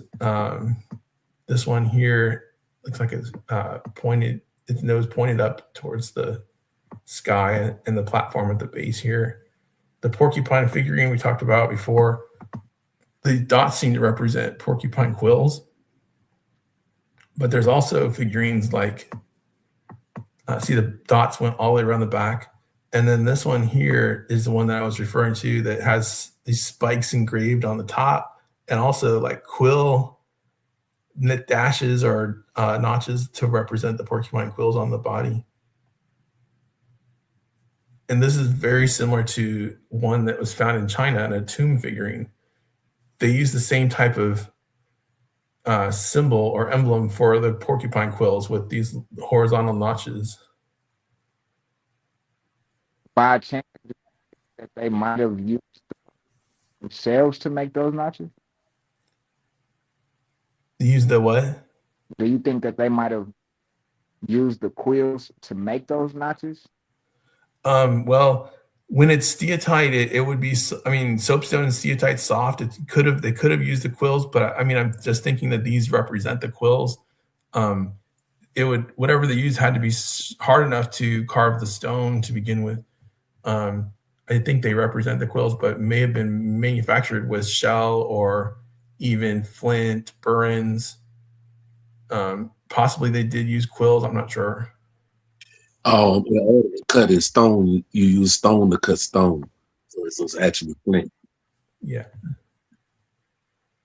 So yeah, stones. And when the material was soapstone, its hardness is a 3 or 4. When it becomes heated, and when they heat it in a kiln or fire, it hardens it up to about a 6 or 7 on the Mohs hardness scale, and so it would be much harder. And then, so there were some rabbit figurines as well. The rabbit is the clan symbol Wabujo. Help me out if I've mispronounced it. I'm sorry. Wabuzu is one of the dialects. Wabuzo, you can say that, but it's Wabuzu. Okay, thank you. Mm-hmm. So rabbit figurines, and then mink. There was apparently mink figurines and fox. There were several foxes that carved on these. Skunk is one that's really interesting because this is, I think, part of the medicine clan. The depictions all around the outside of the skunk appear to be in alignment with medicine herbs or medicinal plants.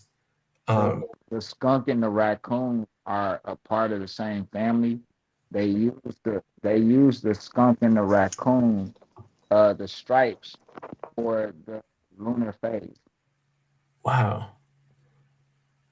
So I know the raccoon are Sawakli, so we can build on that on the back end. Yeah, okay. And this one seems to be holding on to a baby turtle or something that looks like a turtle.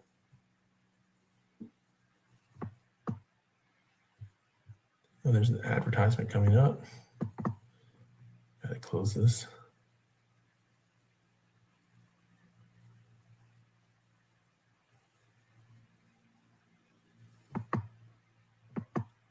Okay, so the next one is squirrel. Well, they had a lot of squirrel figurines as well.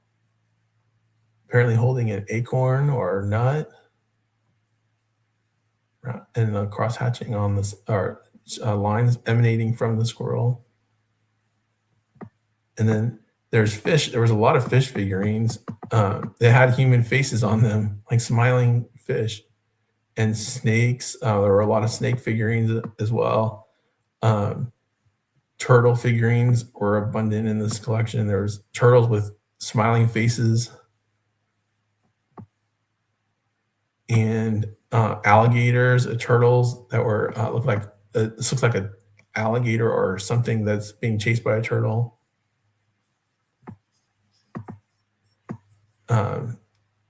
There were snakes engraved and in 3D. Effigies of snakes, and then they had human figurines that appear to be holding snakes, or bears climbing what looked like an obelisk or a tree with the pentagonal shape. And there's just so many. There's literally over 2,000 of these that were found. They're all unique and all different, and they're covered in charcoal from being in a fire. And they have the smell of soot on their surfaces. The fire was evidently exposed on one side more than the other. Some of the figurines had snapped in half after they had been in storage, and they had evidence of a fire cracked zone that would penetrated or permeated into the stone.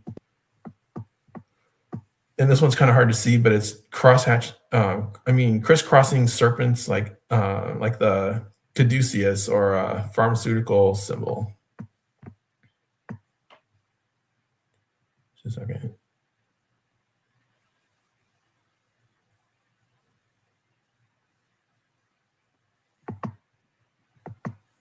And then there was frog figurines, like a tadpole still with the tail. Again, the cross hatching covering all the sides.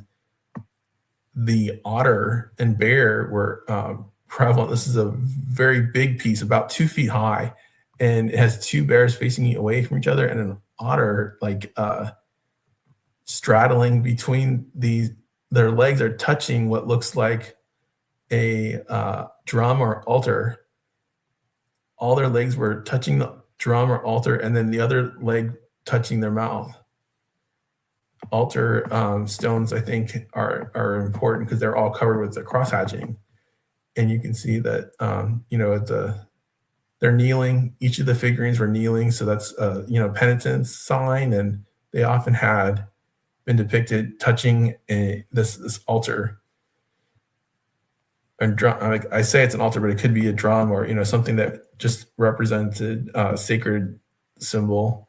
Well, when Chris was up here with you last time, he explained that this would have been the mixing of the clans, right? Possibly.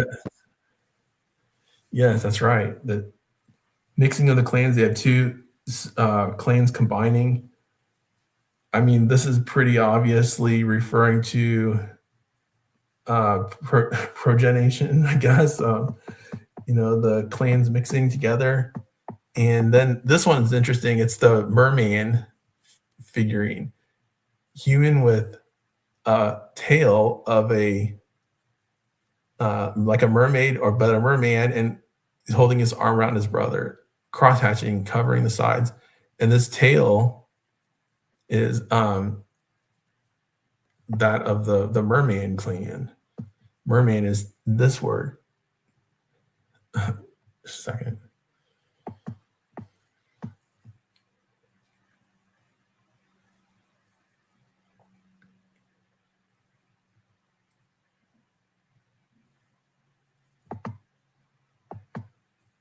Okay.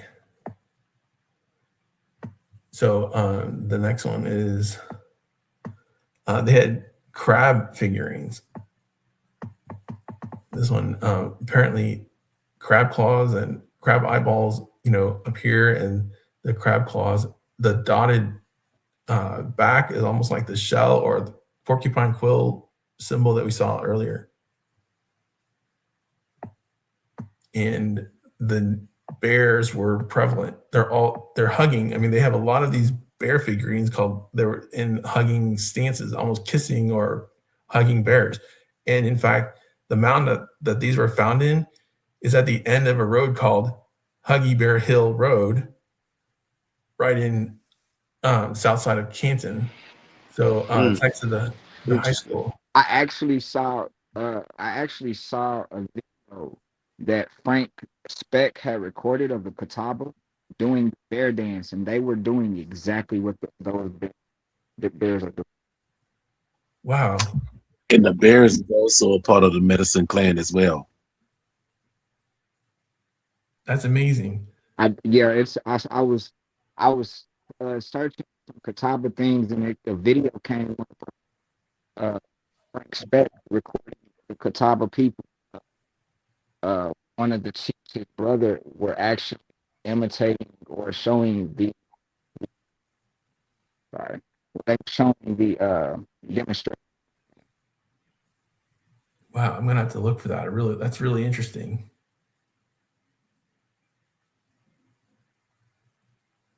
And the hugging bears, so it's a ceremony that the Catawba were practicing.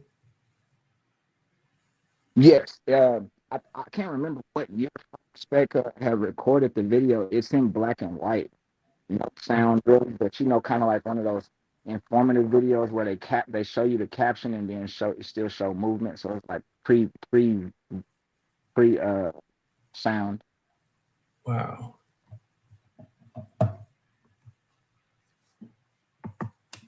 Yeah, that's amazing. I'm definitely going to search that. I'd love to share that to see what it's like. And these are some other bear figurines. This is about a foot high. I mean, these bear figurines were the most numerous. Like I said, there are around 53 of them. Some of them look like this one. They had their paws up to their mouth, and others.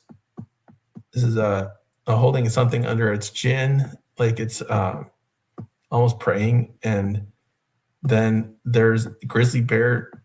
This one looks like it has a human skull in its hands, and peering out. This skull was apparently in the nose. You can see almost a nasal cavity, and the skull in its paws.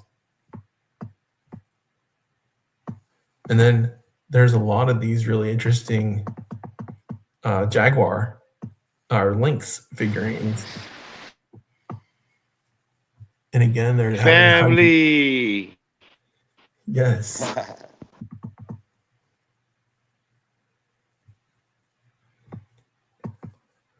And then this one was one of my favorites. It's jaguar lynx as well, and incredibly carved with these lines emanating from the heart, apparently pointing to where the heart is and representing the bloodline.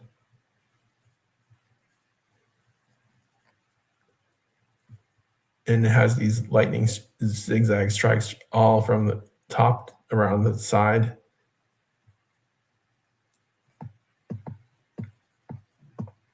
Another one that shows whenever you see a panther whenever you see a panther and lightning, it's showing that particular family deals in the upper world, being that lightning usually deals with birds.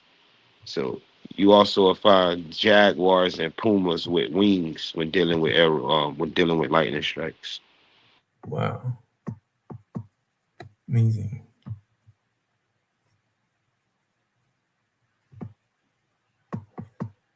The wolf figurine was shown. Coyote, or these all perfectly balanced on a platform. So they all sit flat, and just incredible artistry.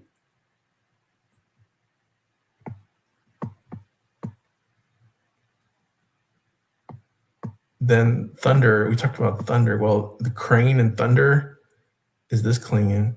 And this one apparently has like an alligator down here, and then almost the sound of booming thunder above, which are two cranes facing each other, and then more thunder or sound waves crossing the top of the stone.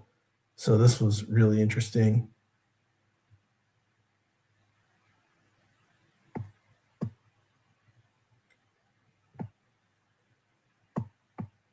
The thunderbird, or human with wings, depicted as well, in a mohawk type of headdress.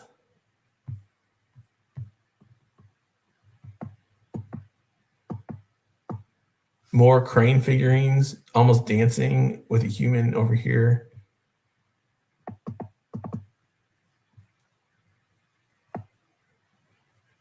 And then there was the bent tree as well. Bent fork tree is this clan, and this one has a bear climbing the tree, and another figurine down here.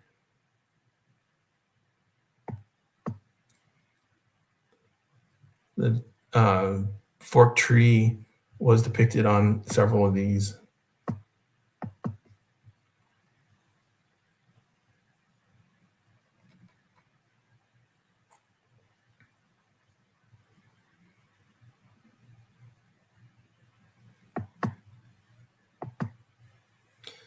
This one apparently crosshatched with a bird, like a turkey almost, or crosshatch figurine as well.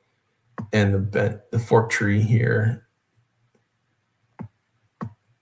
There were herons, hawks, eagle figurines, and even the loon. There was a loon figurine that was chipped black material that had been chipped on to represent the dots on the back of the loon.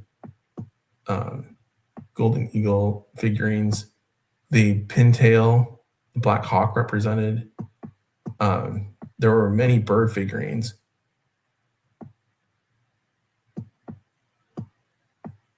Like this one, even carved onto the surface, but some, carved in 3D and then just carved into the surfaces of some of the sides. There were swan pintail figurines as well. And human foot figurines, there were at least 2 of these. Just a human foot that had been carved with, apparently removed from the leg. These are 2 geese that look like they're kissing or touching their beaks. And this one is there's a turkey. It's hard to see, but the turkey or grouse figurine. And then this one is a bear resting with his head on a partridge or turkey.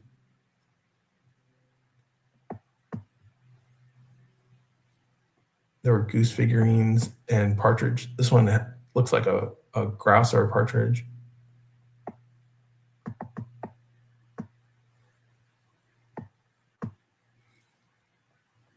Just a second.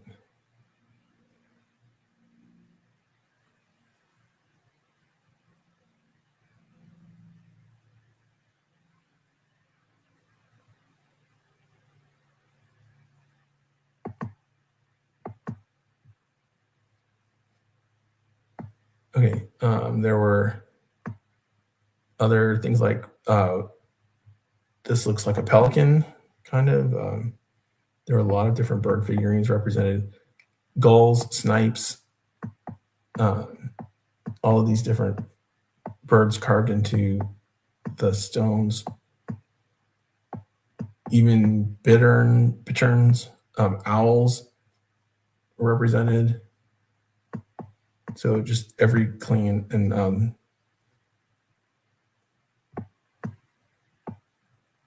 then metaphors. I mean, this one, it looked like a alligator with a beaver tail. The crane was apparently important and prevalent. There was the bee effigy as well, with a a bee carved in with lines radiating from the sides.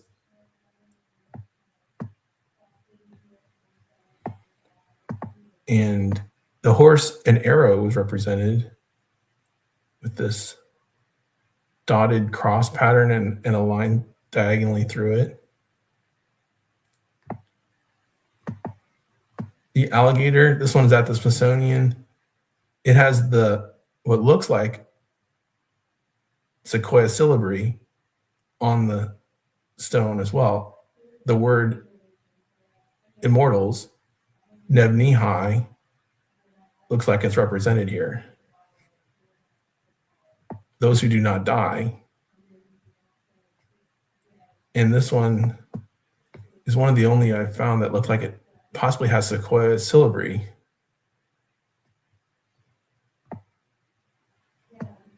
And Daddy Longlegs is represented. The Pink Clan was well represented because when George Hyde came through in 1915, he excavated as well and found a series of layers that contained red, yellow, and black soil in a circular pattern, very much like Cherokee Pink Clan or another type of arrangement. It went black, red, white, and then yellow clay in layers that were about 2 inches thick. And then below that, he found a large nodule of chert with shark's teeth around it.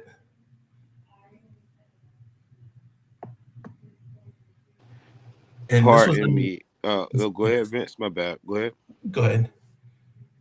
Yes, what I was going to say is, and I know people are going to hate me for this, but this phone that I'm streaming on is on 1%, so I am going to have to close out. But I do want to ask, say next week or the week after, would you and Chris mind coming on and do a combined bill? I'd love to. That'd be great.